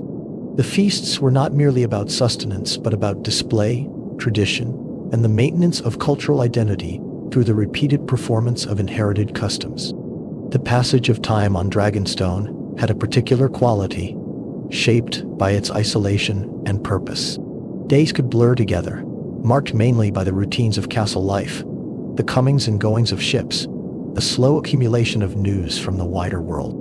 Yet time also felt weighted with significance, every day adding to the accumulated history of the place, every generation adding its layer to the complex stratigraphy of Targaryen experience. Time moved both slowly in the moment and swiftly in retrospect, days stretching but years flying. The rituals and ceremonies that marked important occasions in Targaryen life provided structure and meaning to the passage of time. Births, deaths, marriages, coronations, the hatching of dragon eggs, the successful claiming of dragons, all were marked with appropriate ceremony. These rituals connected each generation to those that had come before, creating continuity across time, ensuring that each new Targaryen was embedded within the larger story of the family. The repetition of ritual created a sense of eternal recurrence, the same basic patterns repeating with variation across the centuries. The dreams of Targaryens, whether prophetic or merely the normal processing of sleeping minds, created a kind of parallel reality that existed alongside their waking lives. In dreams, the dead could return. Valyria could be whole. Dragons could fill the skies. Futures, good or terrible, could unfold. Some Targaryens were haunted by their dreams, troubled by visions they could neither fully understand nor completely dismiss. Others learned to navigate their dream life with the same care they applied to waking politics, treating dreams as another source of information to be considered and interpreted. The aging of Targaryens, the slow transformation from youth to maturity to old age, followed the same basic pattern as all human aging, yet was shaped by unique factors. The weight of power and responsibility could accelerate aging, stress manifesting in premature gray hair or lined faces. The practice of sibling marriage may have introduced genetic vulnerabilities that affected health and longevity. The very intensity of Targaryen life, with its high stakes and constant demands, might have burned through life force more rapidly than quieter existences would have. The deaths of Targaryens, whether in battle, from illness, through assassination, or from natural causes in old age, were marked with elaborate ceremony and deep significance. The funeral rites combined Valyrian and Westerosi elements, fire playing an important role in the disposal of remains for some, traditional burial for others. The death of a monarch triggered succession, potentially unleashing all the conflicts and uncertainties that question entail. The death of a dragon rider left their dragon bereft and potentially available for claiming by another. Each death rippled through the family and sometimes through the entire realm. The concept of legacy, of what one left behind, was central to Targaryen thinking. Each ruler hoped to be remembered well, to have contributed positively to the dynasty story, to have advanced the family's power and prosperity. Yet the reality was that some would be remembered as wise rulers, others as tyrants or fools, and many would fade into relative obscurity, mentioned in histories but not deeply studied or remembered. The desire to control one's legacy competed with the reality that history was written by others, that reputation was shaped by forces beyond individual control. The philosophical question of whether the Targaryens were products of their circumstances or creators of their own destiny was never satisfactorily resolved. They could point to the prophecy that had saved them from the doom, to the dragons that had enabled conquest, to the long persistence of their rule, all suggesting that fate had chosen them for greatness. Yet, they had also made countless individual decisions, some wise and some disastrous, that had shaped outcomes. The interplay between fate and choice, between destiny and agency, remained mysterious. The emotional life of Targaryens, their capacity for love and hate, joy and sorrow, hope and fear, was not so different from others despite their exceptional circumstances. They loved their children, mourned their losses, celebrated their triumphs, endured their failures. The extraordinary power they wielded did not exempt them from ordinary human emotions. If anything, the intensity of their lives may have intensified their emotional experiences, creating highs and lows more extreme than most people ever experienced. The loneliness that could come with being Targaryen, particularly for those who felt the weight of their position most acutely, was a recurring theme in private writings and reported experiences. To be set apart, to know that others feared or envied you, to suspect that relationships were shaped by your power rather than your person, to bear responsibilities that could not be shared or delegated. All of this could create profound isolation. Some Targaryens found solace in family bonds, in trusted advisors, in their dragons. Others endured their isolation with varying degrees of success, some bearing it with stoic dignity, others succumbing to the psychological pressures it created. The question of happiness, whether the Targaryens were happy despite or because of their power, admits of no simple answer. Individual experiences varied enormously.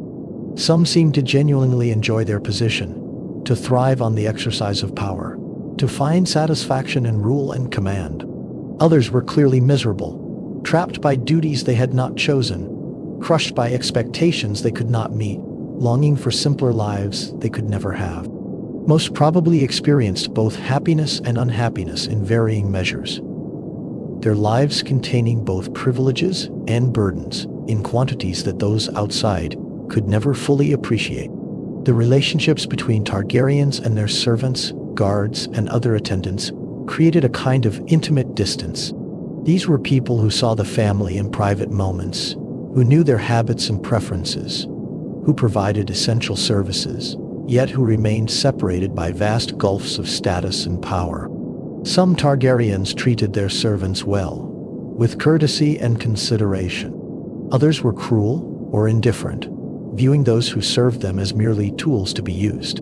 The quality of these relationships said much about individual character and provided one measure by which to judge the humanity of those who wielded power. The music of the Targaryen era, both the Valyrian compositions they brought with them and the Westerosi songs they encountered, and sometimes patronized, created a sonic landscape that enriched court life and preserved cultural memory. The instruments from old Valyria produced sounds unlike those of native Westerosi instruments, creating musical textures that seemed exotic and evocative. The songs sung in High Valyrian maintained linguistic and cultural connections across generations. The new compositions created during the Targaryen era, whether celebrating victories, mourning losses, or simply providing entertainment, became part of the cultural legacy that outlasted the dynasty. The dance traditions of court, the formal steps and patterns that structured social interactions at feasts and celebrations, blended influences from multiple sources. Valyrian dances were said to be particularly intricate and sensual, requiring great skill and practice to execute properly. Westerosi dances varied by region, but generally followed patterns of interaction that expressed social relationships and romantic interests. The Targaryen court incorporated both traditions, creating a hybrid dance culture that, like so much else about the dynasty, was neither purely Valyrian nor purely Westerosi, but something unique. The gardens that successive Targaryens created and maintained represented attempts to impose order and beauty on cultivated nature. The planting of particular flowers and trees, the creation of paths and fountains, the careful arrangement of elements to create pleasing vistas, all reflected aesthetic values and personal preferences. Some Targaryens were passionate gardeners, spending hours among their plants, finding peace in the patient work of cultivation. Others viewed gardens merely as appropriate backdrops for court life, pleasant but not personally significant. The gardens themselves outlasted individual planners, growing and changing according to their own rhythms, shaped by gardeners who maintained traditions across generations. The animals kept at court, beyond dragons, the horses and hounds used for hunting, the exotic creatures occasionally acquired as curiosities or gifts, the cats that kept vermin at bay, all contributed to the daily life and atmosphere of royal residences. The care of these animals provided employment for specialized servants and created relationships between humans and beasts that could be sources of comfort and companionship. Some Targaryens were particularly devoted to their horses or hounds, finding in these animals a kind of uncomplicated loyalty that human relationships often lack. The practice of hunting, both for practical purposes of providing food and for the sport and display it offered, was central to noble life, including Targaryen existence. The great hunts organized by the crown brought together nobles from across the realm, creating opportunities for political networking while pursuing deer, boar, or other game through forests and fields. These hunts were complex social events, with careful attention to protocol regarding who rode where, who made which kills, how the game was distributed. For Targaryens who possessed dragons, hunting from dragonback was possible, though this was generally considered unsporting and was rarely practiced except in times of necessity. The winters of Westeros, those long periods of cold and darkness that could last for years, presented particular challenges for Targaryen rule. The necessity of ensuring adequate food stores, maintaining order when resources grew scarce, providing for the small folk who suffered most during harsh seasons, all tested the competence and compassion of individual monarchs. The Targaryens, with their association with fire and their Valyrian heritage from warmer climates, perhaps felt the cold more acutely than those with northern blood. Yet they had to endure and govern through winters like any other rulers, demonstrating that even dragonlords were subject to the basic realities of seasonal change. The summers, particularly the long summers that could stretch for years or even a decade, created different challenges and opportunities. Crops flourished, trade expanded, building projects could proceed without interruption, and the general prosperity made governance easier. Yet long summers also bred complacency, a failure to prepare adequately for the inevitable winter to come. Some Targaryen rulers were wise stewards during summer plenty, building reserves and infrastructure. Others were profligate, spending the summer's bounty on immediate pleasures without thought for future need. The relationship between the Targaryens and the concept of time, of past and future, shaped their decision-making in ways that sometimes seemed strange to others. Their connection to ancient Valyria meant they thought in terms of centuries or millennia, seeing themselves as links in a chain extending deep into the past and far into the future. This long perspective could produce wisdom and patience. It could also create a dangerous disconnection from present realities, a tendency to sacrifice immediate welfare for distant goals that might never materialize. The maps created during the Targaryen era, charting the realm they ruled and the wider world beyond, represented both practical tools for governance and expressions of power and knowledge. The creation of accurate maps required extensive surveying and record-keeping, projects that the unified realm made more feasible than they had been when the continent was divided into separate kingdoms. These maps allowed better administration, more effective military planning, improved trade routes, and simply a clearer understanding of the geography they ruled. The maps themselves, beautifully illustrated and carefully preserved, became works of art as well as practical documents. The written records maintained by the dynasty, from personal correspondence to official decrees, from accounting ledgers to historical chronicles, accumulated over the centuries into vast archives. The organization and preservation of these records was itself a major undertaking, requiring dedicated archivists and secure storage.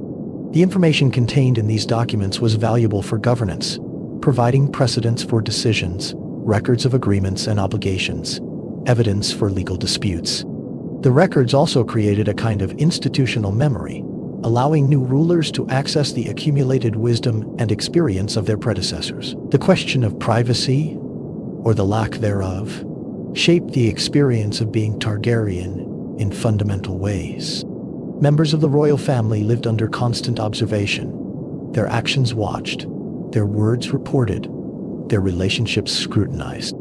The need to maintain appropriate appearances, to manage public perception, to never fully relax or let down guards, created psychological pressures that accumulated across a lifetime.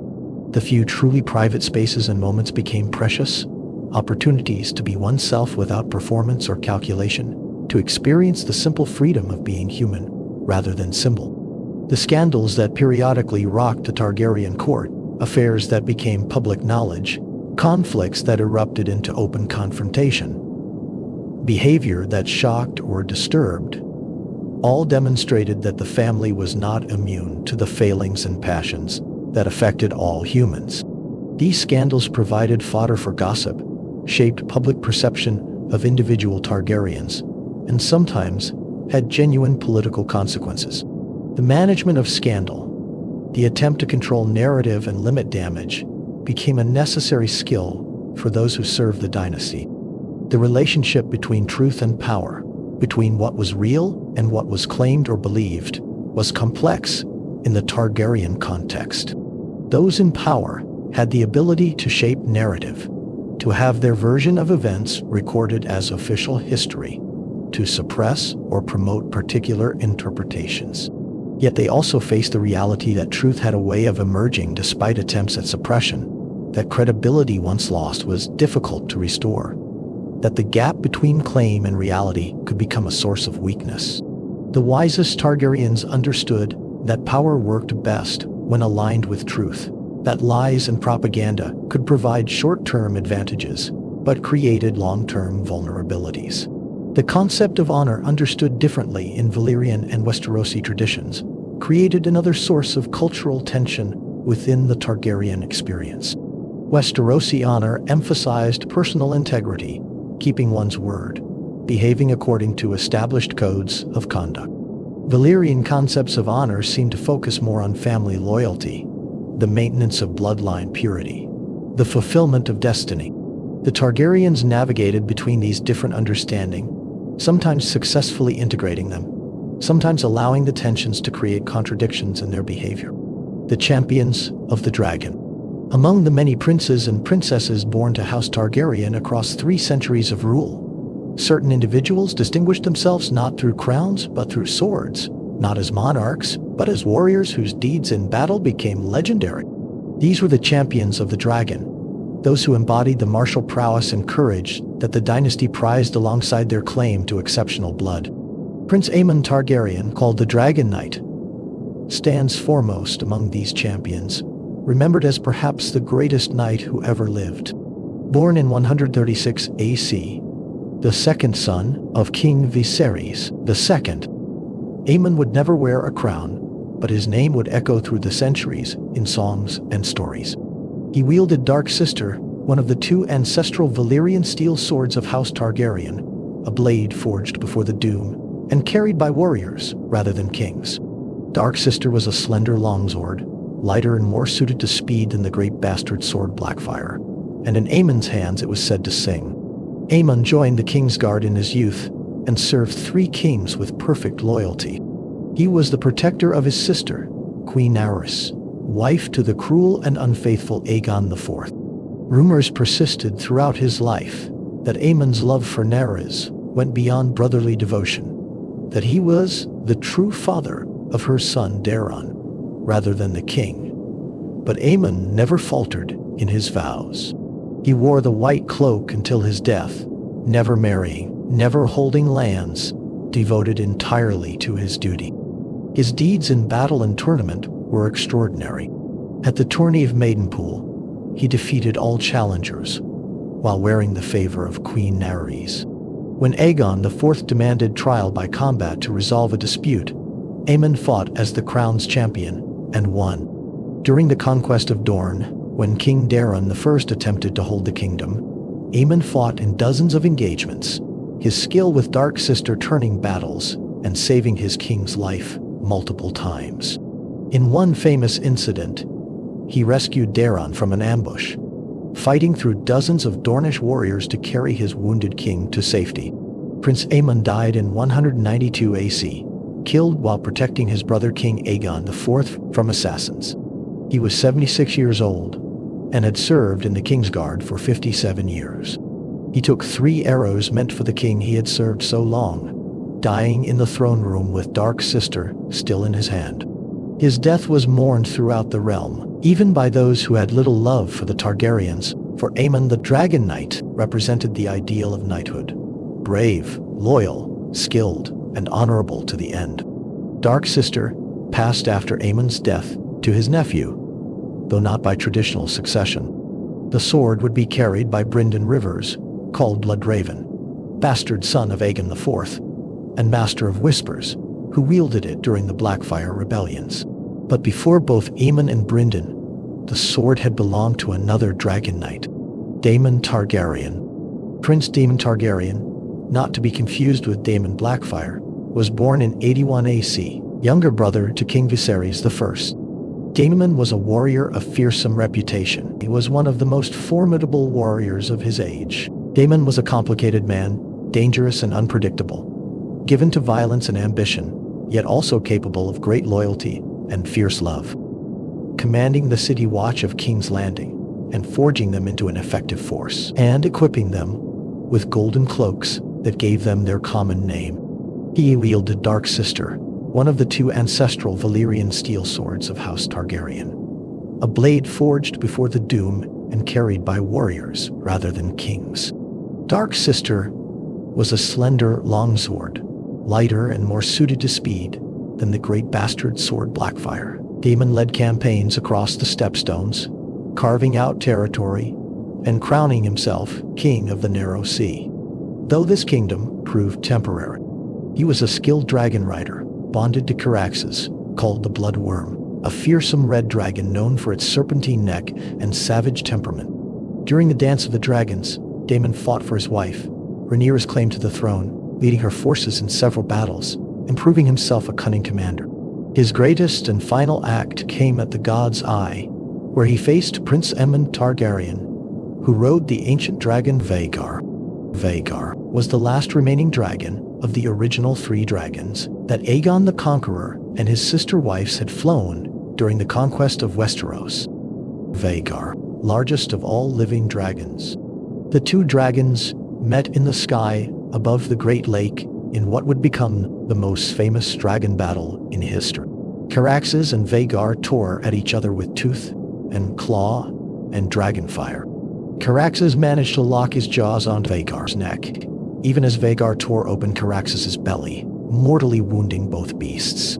As the dragons fell dying toward the water, Daemon freed himself from his saddle and leaped onto Vhagar's back. In a feat of extraordinary courage and skill, with Dark Sister in hand, He drove the Valyrian steel blade through Aemon's remaining eye and into his brain, killing his nephew even as both dragons crashed into the god's eye. Both riders died in the fall. Their bodies were never recovered from the lake's depths, though Dark Sister was later found washed up on the shore, testament to the battle that had taken place in the sky above.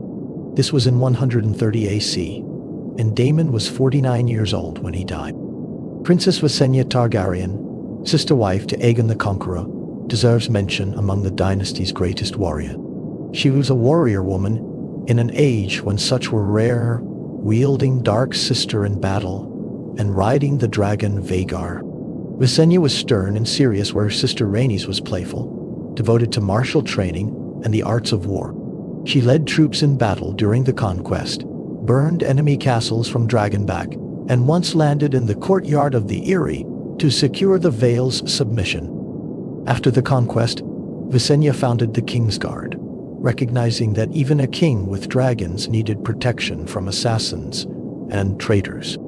She selected the first 7 knights herself, choosing men of proven skill and loyalty. She continued to train with sword and spear into her old age, remaining dangerous until her death in 44 AC, at the age of 74. Dark Sister was her weapon for most of her life, and she wielded it with a skill that made her the equal of most knights in the realm. Prince Maegor Targaryen, who would eventually become King Maegor I, was a formidable warrior before he wore a crown. Born in 174 AC, fourth son of King Daeron II, Maegor was not expected to rule and devoted himself to martial pursuits. He was a skilled knight and commander, defeating rebels and defending the realm in numerous campaigns. He famously fought in the Trial of 7 at Ashford Meadow, where his prowess with sword and mace proved decisive. Maegor was stern and hard, scarred by battle, respected for his military ability, though never loved as some of his brothers were. His son, Prince Duncan, called the Prince of Dragonflies, was more romantic figure than warrior, but he fought bravely when called upon. Duncan gave up his claim to the throne for love, marrying a common woman and leaving the succession to his younger brother. He died at Summerhall in 259 AC, perishing in the flames alongside his father King Aegon V in the tragedy that consumed the Summer Palace. Prince Rhaegar Targaryen, eldest son of Aerys II, was described as a skilled warrior and jouster, though his true passions lay in music and prophecy. Born in 259 AC, Rhaegar was a melancholy prince who seemed weighed down by destiny. He learned to fight because he believed prophecy demanded it, transforming himself from a bookish youth into a capable knight through determination and practice. He carried a harp as often as a sword, and those who knew him said he made sad, beautiful music. Rhaegar won the Great Tourney at Harrenhal in 281 AC, defeating some of the finest knights in the realm, including Sir Barristan Selmy of the Kingsguard. His victory seemed to cement his reputation as the perfect prince, both warrior and poet. But his choice to crown Lyanna Stark as Queen of Love and Beauty, instead of his own wife, began the chain of events that would destroy his house. Rhaegar died at the Trident in 283 AC, killed in single combat by Robert Baratheon. The rubies from his breastplate scattered into the river where they can supposedly still be found. He was only 24 years old, and with him died whatever hope remained for a peaceful succession and the continuation of Targaryen rule. These champions of House Targaryen, and others like them, represented the dynasty's martial tradition. They proved that Targaryen strength came not only from dragons, but from the courage and skill of those who bore the name and carried its swords into battle. Their deeds enriched the family's legend, providing examples of valor that would be remembered long after the dynasty itself had fallen. The education of the broader Westerosi population about the Targaryens and their rule occurred through multiple channels. The official pronouncements and ceremonies communicated particular messages. The songs and stories spread through taverns and markets created popular understanding that might differ from official versions. The observations and judgments of those who interacted with the royal family, filtered through countless retellings, shaped collective perception.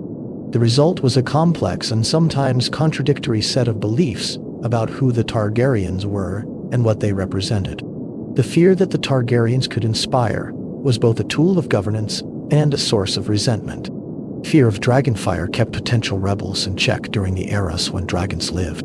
Fear of royal displeasure motivated compliance with decrees and obligations. But fear also bred hatred, created resentment that simmered beneath surface compliance, ensured that loyalty was often hollow and temporary.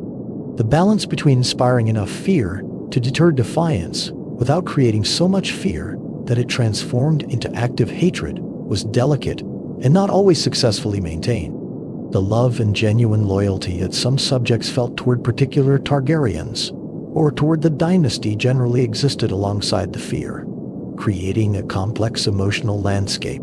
Some people genuinely believed in the rightness of Targaryen rule, saw them as legitimate monarchs deserving of allegiance, appreciated the peace and stability they provided. This loyalty was not universal and varied across regions and social classes, but it was real and significant. The Targaryens who inspired such loyalty were those who combined strength with justice, who exercised power with restraint, who demonstrated genuine concern for the welfare of those they ruled. The indifference that probably characterized the feelings of many subjects toward their distant rulers was perhaps the most common but least remarked upon attitude. For the small folk working their fields, the identity of the king in King's Landing might matter less than the weather, the quality of the harvest, the behavior of their local lord.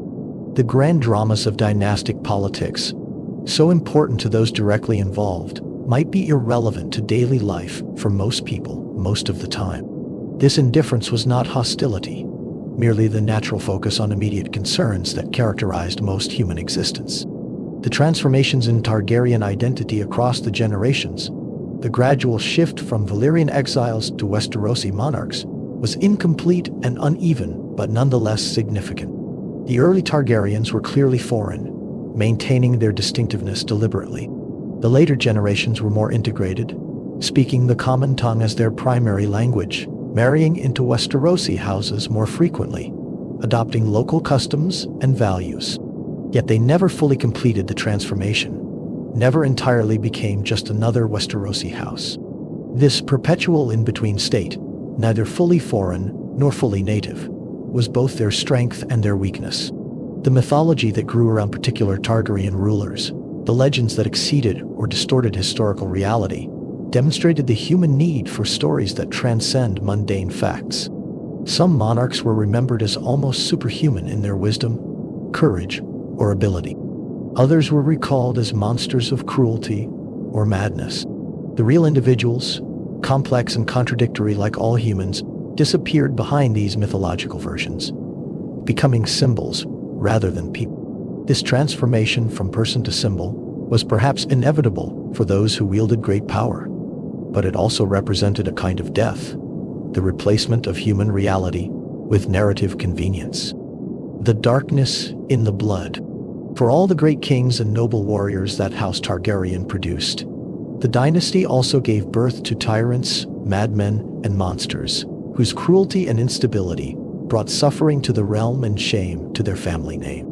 The practice of sibling marriage maintained to keep the bloodline pure may have concentrated certain dangerous traits alongside the silver hair and purple eyes. It was said, only half in jest, that when a Targaryen was born, the gods flipped a coin, and the world held its breath to see whether greatness or madness would result.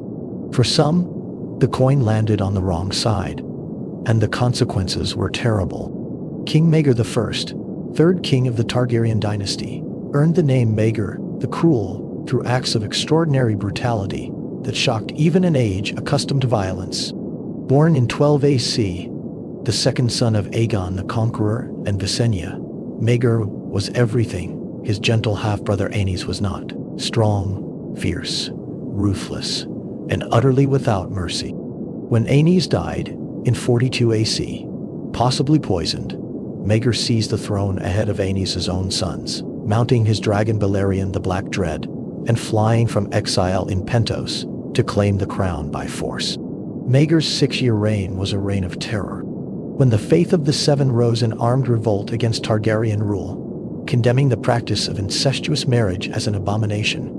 Maegor responded with fire and blood, in their most literal sense. He outlawed the faith militant, the armed orders of the faith, and declared that any man found carrying the symbol of the poor fellows, or the warrior's sons, would be executed on sight. He burned septs, slaughtered septons, and had 7 rebellious high septons killed in succession until he found one willing to cooperate with his rule. Hundreds, perhaps thousands, died in his suppression of the faith's uprising. His cruelty extended beyond matters of war and rebellion. Maegor took 6 wives during his reign, defying both faith doctrine and Westerosi custom. 3 of these wives died under mysterious circumstances. When his first wife, Aerys Hightower, failed to give him an heir, he took a second wife, Aelys Haraway, in a bigamous marriage that scandalized the realm.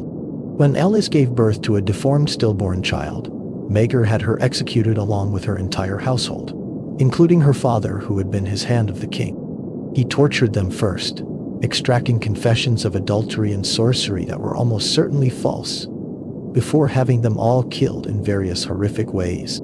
Maegor completed the construction of the Red Keep, and then had all the builders executed so that the castle's secrets would die with them. Hundreds of skilled craftsmen were murdered for the crime of having done their work too well. He had his nephew Prince Aegon, Aenys' son, and a rival claimant to the throne, killed in trial by combat when the prince's champion fell to Maegor's own blade. He kept his enemies' heads displayed on spikes, allowed prisoners to be tortured to death in the dungeons, and personally killed several men who displeased him. In 48 AC, Maegor was found dead on the Iron Throne, his wrists slashed open on the blade-covered seat, blood pooled around him. Whether he was murdered by his own guards, killed by one of his surviving wives, or took his own life in despair or madness remains unknown. Few mourned his passing. His reign had demonstrated that even without the faith's rebellion, Targaryen rule could produce a tyrant whose cruelty was limited only by his own death. The throne passed to Aenys' surviving son Jaehaerys, who would prove to be everything Maegor was not. But the memory of Maegor the Cruel would haunt the dynasty forever. King Aegon IV, who reigned from 172 to 184 AC, earned the name Aegon the Unworthy through a lifetime of gluttony, lechery, corruption, and deliberate malice. He was not cruel in the same way Maegor had been. He did not personally torture or kill with the same savage delight, but his vices and his petty vindictiveness caused suffering that outlasted his reign by generations. Aegon was grossly fat, having indulged every appetite without restraint. He ate and drank to excess, growing so enormous that he could barely walk by the end of his life. He was utterly unfaithful to his wife, Queen Aerys, a gentle and pious woman whom he seemed to delight in humiliating. He kept a parade of mistresses, fathering bastards throughout the realm with a carelessness that bordered on deliberate insult to his legitimate wife and children. He created a scandal by openly preferring his mistresses to the queen, seating them in positions of honor while Aerys was neglected. His corruption extended throughout the realm. He sold offices and honors to the highest bidder, filling his court with sycophants and criminals who had purchased their positions. He drained the treasury with lavish feasts and extravagant projects that served no purpose beyond his own glorification. He commissioned a huge wooden fortress on wheels, the height of folly, which never worked and cost a fortune. He allowed his favorites to abuse their power, turning a blind eye to their crimes as long as they continued to amuse him or provide him with money. But Aegon's greatest crime came at his deathbed in 184 AC. In his final moments, perhaps out of spite toward his legitimate son Daeron, whom he had always suspected was actually fathered by Aemon the Dragonknight, Aegon legitimized all his bastard children. This act, done with a stroke of a pen as his last breath rattled, created multiple potential claimants to the Iron Throne. Chief among these was Daemon Blackfyre, Aegon's bastard son by his cousin Diana, a boy who had been given the Valyrian steel sword Blackfyre, and thus a symbol of kingship that belonged by tradition only to the rightful heir. The Blackfyre rebellions that followed, 5 separate wars spanning 6 decades, cost thousands of lives and repeatedly brought the realm to the brink of civil war. All of this death and destruction could be traced directly to Aegon the Unworthy's deathbed spite. He had poisoned the succession out of petty malice, caring nothing for the suffering his action would cause after he was safely dead. Few kings had done so much damage with so little effort, or left behind a legacy so thoroughly poisonous. Aerys was needlessly cruel, torturing animals and servants for his amusement. At a puppet show that displeased him, he had the puppeteer's fingers cut off. He abused women terribly, forcing himself on serving girls and discarding them when he tired of their tears. He participated in a trial by combat as champion and deliberately maimed his opponent beyond what was necessary to win, continuing to hack at the man while he begged for mercy. The watching crowd was horrified by his savagery. During the Blackfyre Rebellion, Aerys fought with distinction, but also with unnecessary cruelty, burning prisoners alive and claiming it was his draconic nature expressing itself. After the war, he was sent to Lys to remove him from court, where he could do less damage. But even in exile, stories of his depravities reached Westeros, tales of torture, rape, and murder committed with impunity because of his royal blood. In 232 AC, Aerys' madness reached its inevitable conclusion.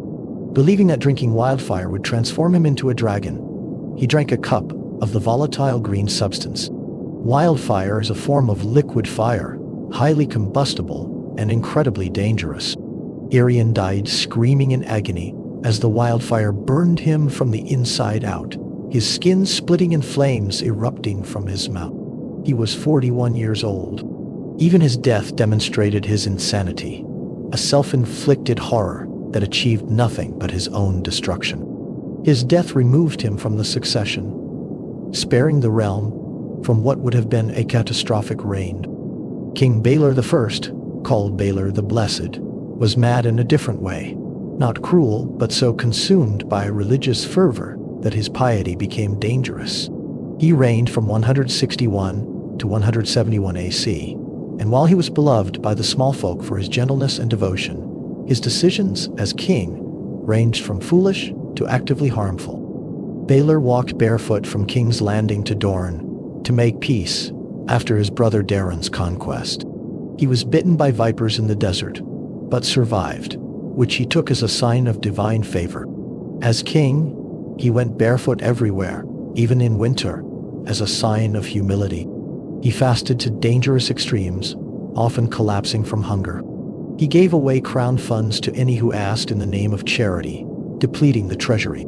He tried to outlaw prostitution in King's Landing, driving it underground where it became more dangerous.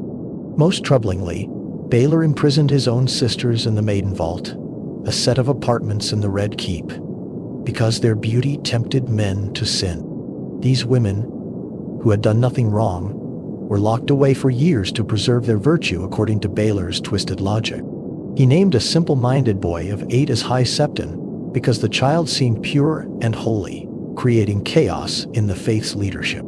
He tried to replace trial by combat with trial by prayer, which simply meant the guilty often escaped punishment, while the innocent suffered.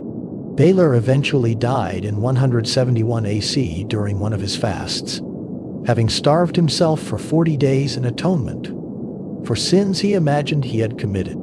He was only 21 years old. While he was not actively cruel like Maegor or Aegon the Unworthy, his religious madness made him an incompetent king whose reign created problems that his successors had to resolve. His story demonstrated that madness need not manifest as cruelty to be dangerous to the realm. King Aerys II, the Mad King, was the final and most catastrophic example of Targaryen madness, the king whose descent into paranoid insanity would end the dynasty's 300-year reign. Born in 244 AC, Aerys began his rule in 262 AC as a promising young king, handsome, ambitious, and full of grand plans for the realm. For the first few years, he seemed capable, even admirable, surrounding himself with talented advisors and attempting genuine reforms. But the madness was there beneath the surface, waiting to emerge. A period of captivity during the defiance of Duskendale, when Aerys was held prisoner for 6 months by a rebellious lord, accelerated his mental deterioration. When he was finally rescued, he was changed, paranoid, and cruel, where he had been merely vain and impulsive. The change was gradual at first, but became unmistakable as the years passed. Aerys became obsessed with fire, seeing it everywhere, dreaming of it, eventually using it as his primary method of execution. He burned his enemies alive with wildfire, taking pleasure in their screams, believing fire was cleansing and just. He burned lords who displeased him, sometimes for real offenses, and sometimes for imagined slights. He had Rickard Stark burned alive in his armor, while Rickard's son Brandon was forced to watch, strangling himself trying to save his father.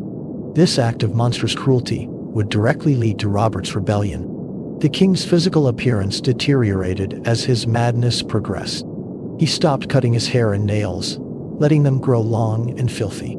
He refused to let blades near him, paranoid about assassination, so that his hair became matted and tangled, his nails like talons. He cut himself frequently on the Iron Throne, and these cuts often became infected because he would not let maesters tend them properly. His appearance became wild and terrible, more monster than man, his purple eyes blazing with madness. He abused his wife, Queen Rhaella, forcing himself on her violently and repeatedly. She bore him many children, but most were stillborn or died in infancy, possibly due to the inbreeding that had produced both her and her husband-brother. Aerys believed these deaths were the result of betrayal and conspiracy, never considering that the problem might lie in the Targaryen practice of incestuous marriage. He grew paranoid even of his own son Rhaegar, suspecting the prince of plotting against him, seeing enemies in every shadow. By the end of his reign, Aerys was completely insane, believing that he could not be harmed, that he would transform into a dragon if anyone tried to kill him. When Robert's forces approached King's Landing in 283 AC, Aerys ordered his pyromancers to place caches of wildfire throughout the city, planning to burn all of King's Landing rather than let it fall to the rebels. "Burn them all," he kept repeating, meaning the entire population of the capital, hundreds of thousands of innocent people, to be immolated in green flame. It was Jaime Lannister, the youngest member of his Kingsguard, who finally stopped him, killing first the pyromancer being sent to light the fires, then the king himself. Aerys died with his throat cut, bleeding out at the base of the Iron Throne, his final words a command to burn the city. His death ended the Targaryen dynasty's rule and saved King's Landing from destruction, but it came only after years of madness and cruelty that had alienated even his most loyal supporters. These dark princes and mad kings were not aberrations in Targaryen history, but rather recurring patterns, examples of what happened when the concentrated bloodline produced individuals whose minds could not bear the weight of power and ancestry. Not every Targaryen was mad or cruel. Many were good and capable rulers, wise and just. But the frequency with which madness and cruelty appeared in the line was disturbing and contributed to the dynasty's eventual fall. When the coin landed wrong, when madness rather than greatness emerged, the results were catastrophic, not just for the individual, but for all who had the misfortune to live under their rule. The realm learned through bitter experience that dragons and crowns in the hands of madmen were far more dangerous than any external enemy, and that sometimes the greatest threat to House Targaryen came not from rebels or rivals, but from within the family itself, from the darkness that lived in the blood and emerged without warning in each new generation. The artifacts that survived from the Targaryen era, beyond the major buildings and institutions, provided material evidence of their existence that supplemented Rickard's. Coins bearing their images, weapons they had wielded, clothing they had worn, personal items they had used, all testified to the physical reality of people who had lived and died centuries ago. These objects, preserved in various collections, studied by scholars, sometimes displayed for the curious, created tangible connections across time. The dragon's treasures. House Targaryen accumulated across the centuries certain artifacts and treasures that became symbols of their power and heritage, objects imbued with history and significance far beyond their material value. These were the relics of old Valyria, the works of dragonlords, the heirlooms passed down through generations of the Dragon dynasty. Foremost among these treasures were the two ancestral Valyrian steel swords of the house, Blackfyre and Dark Sister. These blades were forged in old Valyria before the Doom, crafted with spells and dragonfire that gave them edges that never dulled, and a distinctive rippled pattern in the steel. Valyrian steel was lighter and stronger than common steel, able to hold an edge that could cut through ordinary metal. The secret of its forging was lost in the Doom, making existing blades priceless and irreplaceable. Blackfyre was a bastard sword, a hand-and-a-half blade that could be wielded with one hand or two hands, carried typically by kings rather than warriors. The blade was brought from Valyria by Aegon Targaryen when he fled the Freehold, and it became the symbol of Targaryen kingship. Aegon the Conqueror carried Blackfyre during his conquest of Westeros, the blade at his side when he forged the Iron Throne from the swords of his defeated enemies. The sword passed from king to king, each wielding it as both weapon and symbol of their authority. The pommel of Blackfyre was a dragon's head wrought in gold, with ruby eyes that seemed to glow in the light. The blade itself was marked with the distinctive ripples of Valyrian steel, dark and smoky in appearance. To carry Blackfyre was to carry the authority of House Targaryen, made manifest in steel, a physical representation of 300 years of rule. The sword's history took a dark turn when King Aegon IV, called the Unworthy, gave Blackfyre to his bastard son Daemon on the boy's 12th birthday. This gift was an unprecedented break with tradition and a clear signal that Aegon favored his bastard over his legitimate son. When Aegon legitimized Daemon and his other bastards on his deathbed, the possession of Blackfyre gave Daemon's claim to the throne additional weight. He took the sword's name as his surname, founding House Blackfyre, and carried the blade in rebellion against his half-brother King Daeron II. Daemon Blackfyre died at the Redgrass Field in 196 AC, cut down by arrows alongside his twin sons. The sword Blackfyre was taken by his surviving son, who carried it into exile in Essos. For the next 64 years, the blade remained with the Blackfyre pretenders across the Narrow Sea, a symbol of their claim to the Iron Throne. Each Blackfyre rebellion saw the sword carried in battle against the Targaryens, until finally Maelys the Monstrous, the last Blackfyre pretender, was killed in single combat during the War of the Ninepenny Kings in 260 AC. What became of Blackfyre after Maelys' death remained unknown. The sword was lost, perhaps claimed by the man who killed Maelys, perhaps stolen, perhaps lying still in some forgotten armory in Essos. Its location became one of the great mysteries of the age. Dark Sister, the sister blade to Blackfyre, had a different history. Where Blackfyre was a symbol of kingship, Dark Sister was a weapon of warriors. The blade was slimmer and lighter than Blackfyre, designed for speed and precision rather than power. It was said to be a woman's sword, though it was carried by both men and women across the centuries. The pommel was a woman's head, elegant and finely wrought, and the blade seemed almost to sing when cutting through air. Visenya Targaryen carried Dark Sister during the Conquest, wielding it in battle and using it to defend herself and her king. After her death, the blade passed to other warriors of the house. Prince Daemon Targaryen carried it during his wars in the Stepstones and during the Dance of the Dragons, until he fell into the God's Eye, locked in mortal combat with Aemon One Eye. The sword was recovered from the lake shore after the battle, proving that Daemon had indeed slain his enemy before both plunged to their deaths. Aemon the Dragon Knight wielded Dark Sister for most of his long life, carrying it as a member of the King's Guard and using it to defend 3 kings.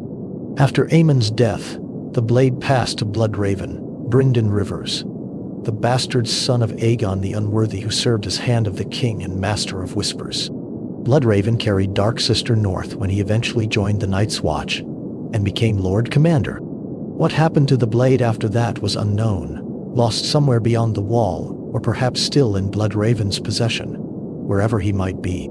Beyond the swords, House Targaryen possessed other treasures of Valyrian make. There was a suit of Valyrian steel armor, crafted before the Doom with the same techniques that produced the swords. The armor was worn by King Aegon II during the Dance of the Dragons, providing protection that ordinary armor could not match. But Aegon was grievously wounded despite the armor, burned by dragonfire, and crippled by his injuries. What became of the armor after his death was unclear. Some accounts said it was lost during the dance, perhaps melted by dragonfire or lost when a dragon fell into the sea. Others claimed it was kept in the royal armory, but vanished during the chaos of Robert's rebellion. Like Blackfyre, the Valyrian armor became one of the lost treasures of the dynasty. The crown of Aegon the Conqueror was another significant artifact, though it was not Valyrian in origin, but rather made after the Conquest. It was a simple circlet of Valyrian steel, set with square-cut rubies. Aegon commissioned it after he was crowned, and it became the crown worn by Targaryen kings during formal occasions.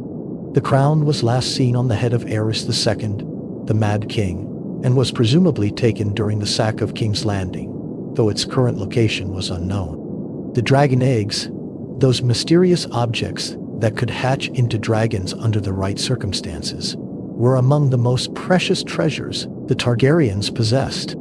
The family had brought numerous eggs from Valyria, though most never hatched. These eggs were beautiful objects even when dormant, scaled in various colors: deep greens and rich reds, gleaming golds and midnight blacks, pale creams and purples dark as wine. They seemed to absorb light and warmth, and some claimed they could feel them pulse with hidden life. As the dragons began to die out, the eggs became increasingly precious and increasingly frustrating. King after king attempted to hatch them through various means, placing them in fires, having them blessed by septons, consulting with sorcerers from Ashai, trying blood magic and ancient rituals. Nothing worked. The eggs remained dormant, beautiful but lifeless, mocking the family that desperately wanted to restore the dragons that had been their greatest strength. Many eggs were lost over the centuries. Some were given as gifts to foreign dignitaries or to lords as rewards for service. Others were stolen. Still others were simply misplaced during the chaos of various crises. By the time of Robert's rebellion, only a handful of eggs remained in Targaryen possession, and these were scattered when the dynasty fell. 3 eggs made it across the narrow sea, with the last Targaryens in exile, carried by those loyal to the children of Aerys II. What became of these eggs would eventually become a story of its own, far beyond the scope of the dynasty's 300-year reign in Westeros. These treasures, the swords and armor, the crown and eggs, and other lesser artifacts, represented the material legacy of House Targaryen. They were connections to old Valyria, to the Conquest, to the dragons that had defined the dynasty. Their loss or dispersal when the family fell marked the final scattering of Targaryen power, the reduction of a great house to scattered remnants and distant memories.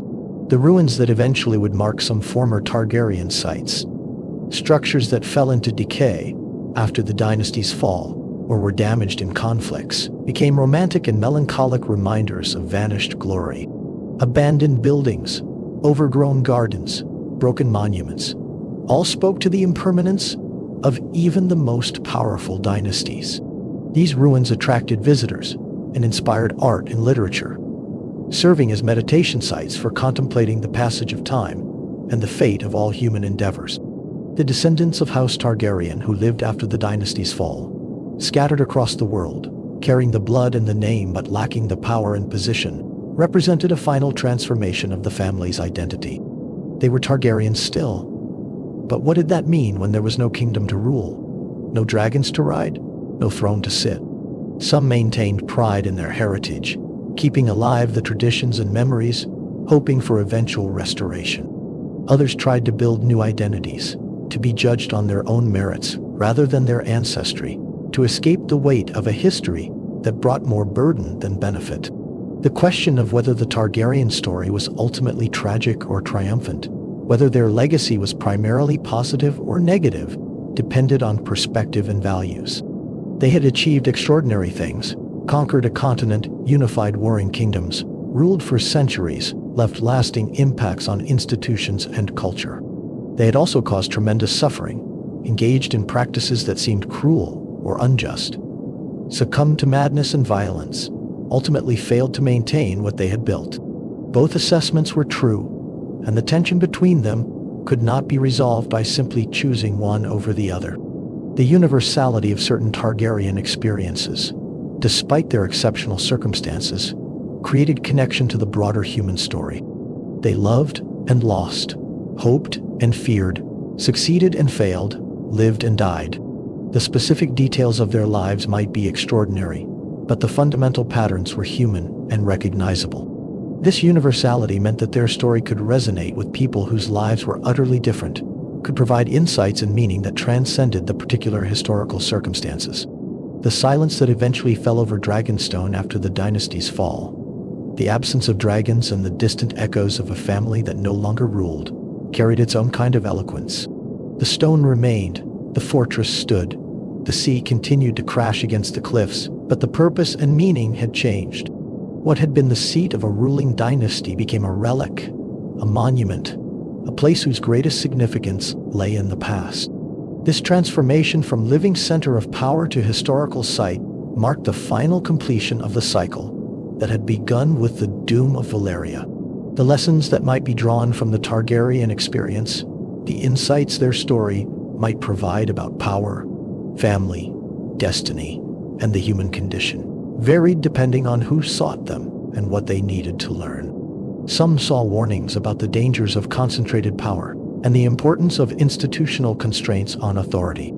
Others saw inspiration in the achievements possible when vision and strength aligned. Still others saw confirmation of their existing beliefs, whatever those might be.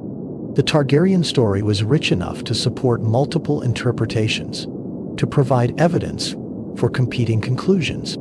The beauty that existed within the Targaryen story, despite all its darkness and violence, deserved acknowledgement. The image of dragons in flight, impossibly graceful despite their size. The architecture of Dragonstone, stone shaped into flowing forms. The moments of genuine love and connection between family members. The courage displayed by those who faced terrible dangers. The wisdom shown by those who ruled well. The art and music and literature created during their era. All of this beauty existed alongside the ugliness, and both were part of the complete picture. The sorrow that permeated much of the later Targaryen story, the sense of decline approaching end, created a melancholic tone that colored perceptions. The slow death of the dragons, each loss diminishing what remained. The succession crises that tore the family apart. The madness that afflicted some and terrorized others. The accumulation of failures and missed opportunities. The growing awareness that what had seemed eternal would not last.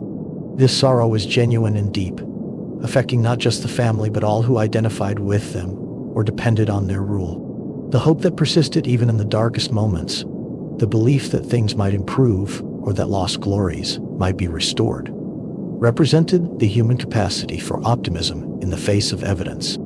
This hope sustained the Targaryens through difficulties, motivated efforts at reform and renewal, provided emotional resilience in the face of setbacks. Whether this hope was justified or delusional varied by circumstance, but its presence was significant regardless of whether it proved warranted.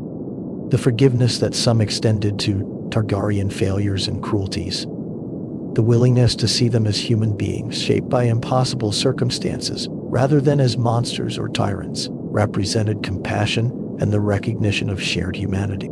This forgiveness did not excuse genuinely terrible actions, but acknowledged the complexity of judging those who wielded power we cannot imagine, who faced pressures we have never experienced, who were shaped by a culture and family dynamic utterly different from our own. The judgment that others pronounced on the Targaryens, condemning them for their exceptionalism and its consequences, represented a different kind of moral clarity that refused to excuse cruelty regardless of circumstance. This judgment held that power brings responsibility, that those who rule must be held to high standards, that the suffering caused by Targaryen actions outweighed their achievements. This perspective was also valid, representing important values about justice, equality, and the limits of what should be tolerated from those in authority. The mystery that remained even after extensive study and analysis, the questions about the Targaryens that could never be fully answered, preserved a kind of sacred unknowing at the heart of their story. We could never fully understand what it felt like to bond with a dragon, to carry the weight of prophecy, to be the last of a dead civilization, to rule a continent from a throne of swords. The gaps in our knowledge, the limits of historical understanding, the inability to fully reconstruct subjective experience, all ensured that the Targaryens would remain partly unknowable, partly mysterious, partly beyond our complete comprehension. The ending of the Targaryen dynasty, however it is evaluated, marked a genuine historical transformation, a break with centuries of precedent, the closing of an era. The world that came after would be different from the world they had shaped, though many of their influences would persist. New dynasties would rise and eventually fall. New stories would be written. But the Targaryen era would remain a distinct period, marked off in memory and history, a time when dragons flew and a single family ruled a unified realm. The memory of House Targaryen, preserved in multiple forms and formats, ensured that they would not be forgotten even as the generations passed and living memory faded. The books would continue to tell their story. The buildings would continue to stand as monuments. The institutions would continue to function, bearing the mark of their influence. The very map of Westeros, with its unified realm, testified to what they had achieved. This memory was not static, but would evolve, being reinterpreted by each generation according to their own needs and understanding. The sky above Westeros, which had once been the domain of dragons, returned to belonging only to birds and clouds and the occasional great eagle. The transformation from a world where dragons existed to a world where they did not was subtle in daily experience, but profound in meaning. The impossible had been proven possible, and then had ended. Magic had been real, and then had faded.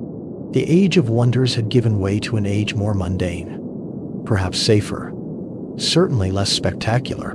The fire that had defined the Targaryens, both literal dragon fire and the metaphorical flames of passion and ambition, eventually dimmed and cooled. Fire by its nature cannot burn forever without fuel, and the sources of Targaryen power gradually were consumed. The volcanic heat that sustained them on Dragonstone remained, the earth's fire continuing regardless of human dynasties. But the fire they had carried from Valyria, maintained through the centuries, wielded to conquer and rule. That fire went out. What remained were ashes and memory, the residue of flames that had once illuminated and consumed. The peace that came with the ending, whether welcomed or mourned, represented a kind of resolution. The struggle was over. The questions of succession and destiny no longer hung over the realm with the same urgency. The fear and hope, inspired by dragons, had both faded into history. Life continued, as it always does, but without the particular excitement and terror that the Targaryens had brought. For some, this was relief. For others, it was loss. For most, it was simply the reality they now inhabited. And so the story of House Targaryen reaches its end, though memory persists and descendants remain scattered across the world. From the doom of Valyria to the exile on Dragonstone, from the conquest of Westeros to the centuries of rule, from the height of dragon power to the final fall, the arc traces a pattern that seems almost intentional in its completeness. They rose from catastrophe, achieved heights of power and glory, maintained themselves across generations, declined gradually and then rapidly, and finally fell when the weight of accumulated problems became too great to bear. What they left behind was complex and contradictory, a unified realm that persisted despite dynastic change, institutions that continued to function, cultural influences that shaped art and thought, memories, both inspiring and cautionary, buildings that would stand for centuries, and questions about power and destiny that each generation would answer differently.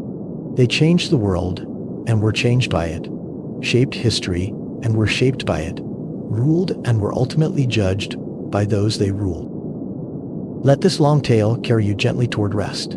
This account of fire and blood, of dragons and destiny, of a family that claimed exceptional heritage and paid exceptional costs.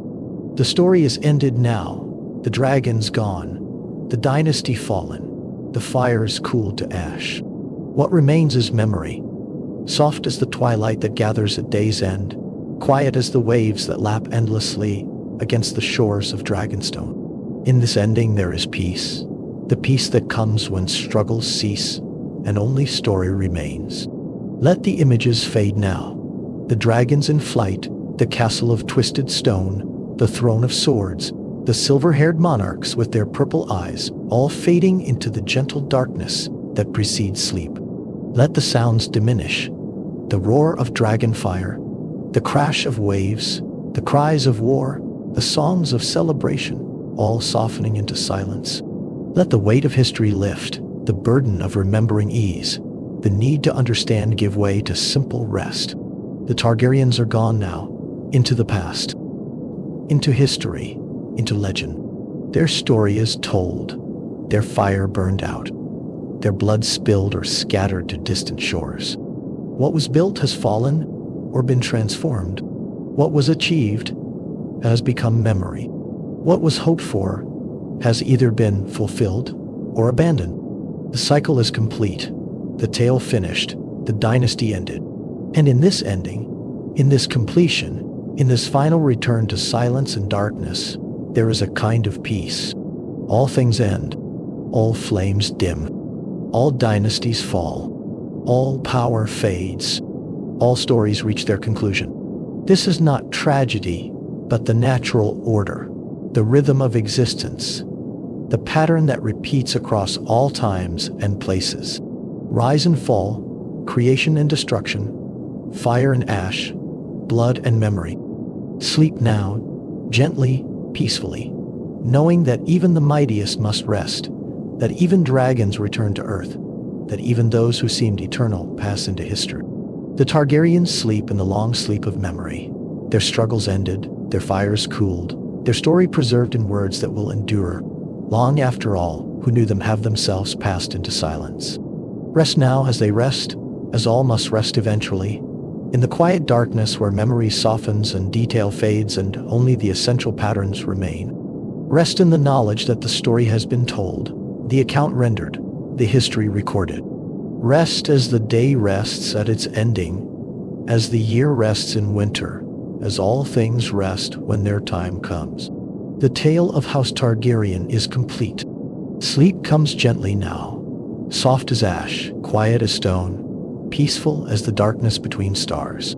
Sleep, and let the dragons of dream carry you where they will, through skies that exist now only in imagination, over lands that live now only in memory, to places where fire still burns eternal and dynasties never fall. But the dragons were gone, the fire was out, and the silver-haired dragonlords had been replaced by a Baratheon who ruled through strength of arms rather than ancient magic. The memory of House Targaryen would persist in songs and stories, in the great dragon skulls that decorated the throne room, in the ruined towers of Harrenhal, in the bloodlines of houses that had intermarried with them. They were history now. A chapter closed, a dynasty ended, a family scattered.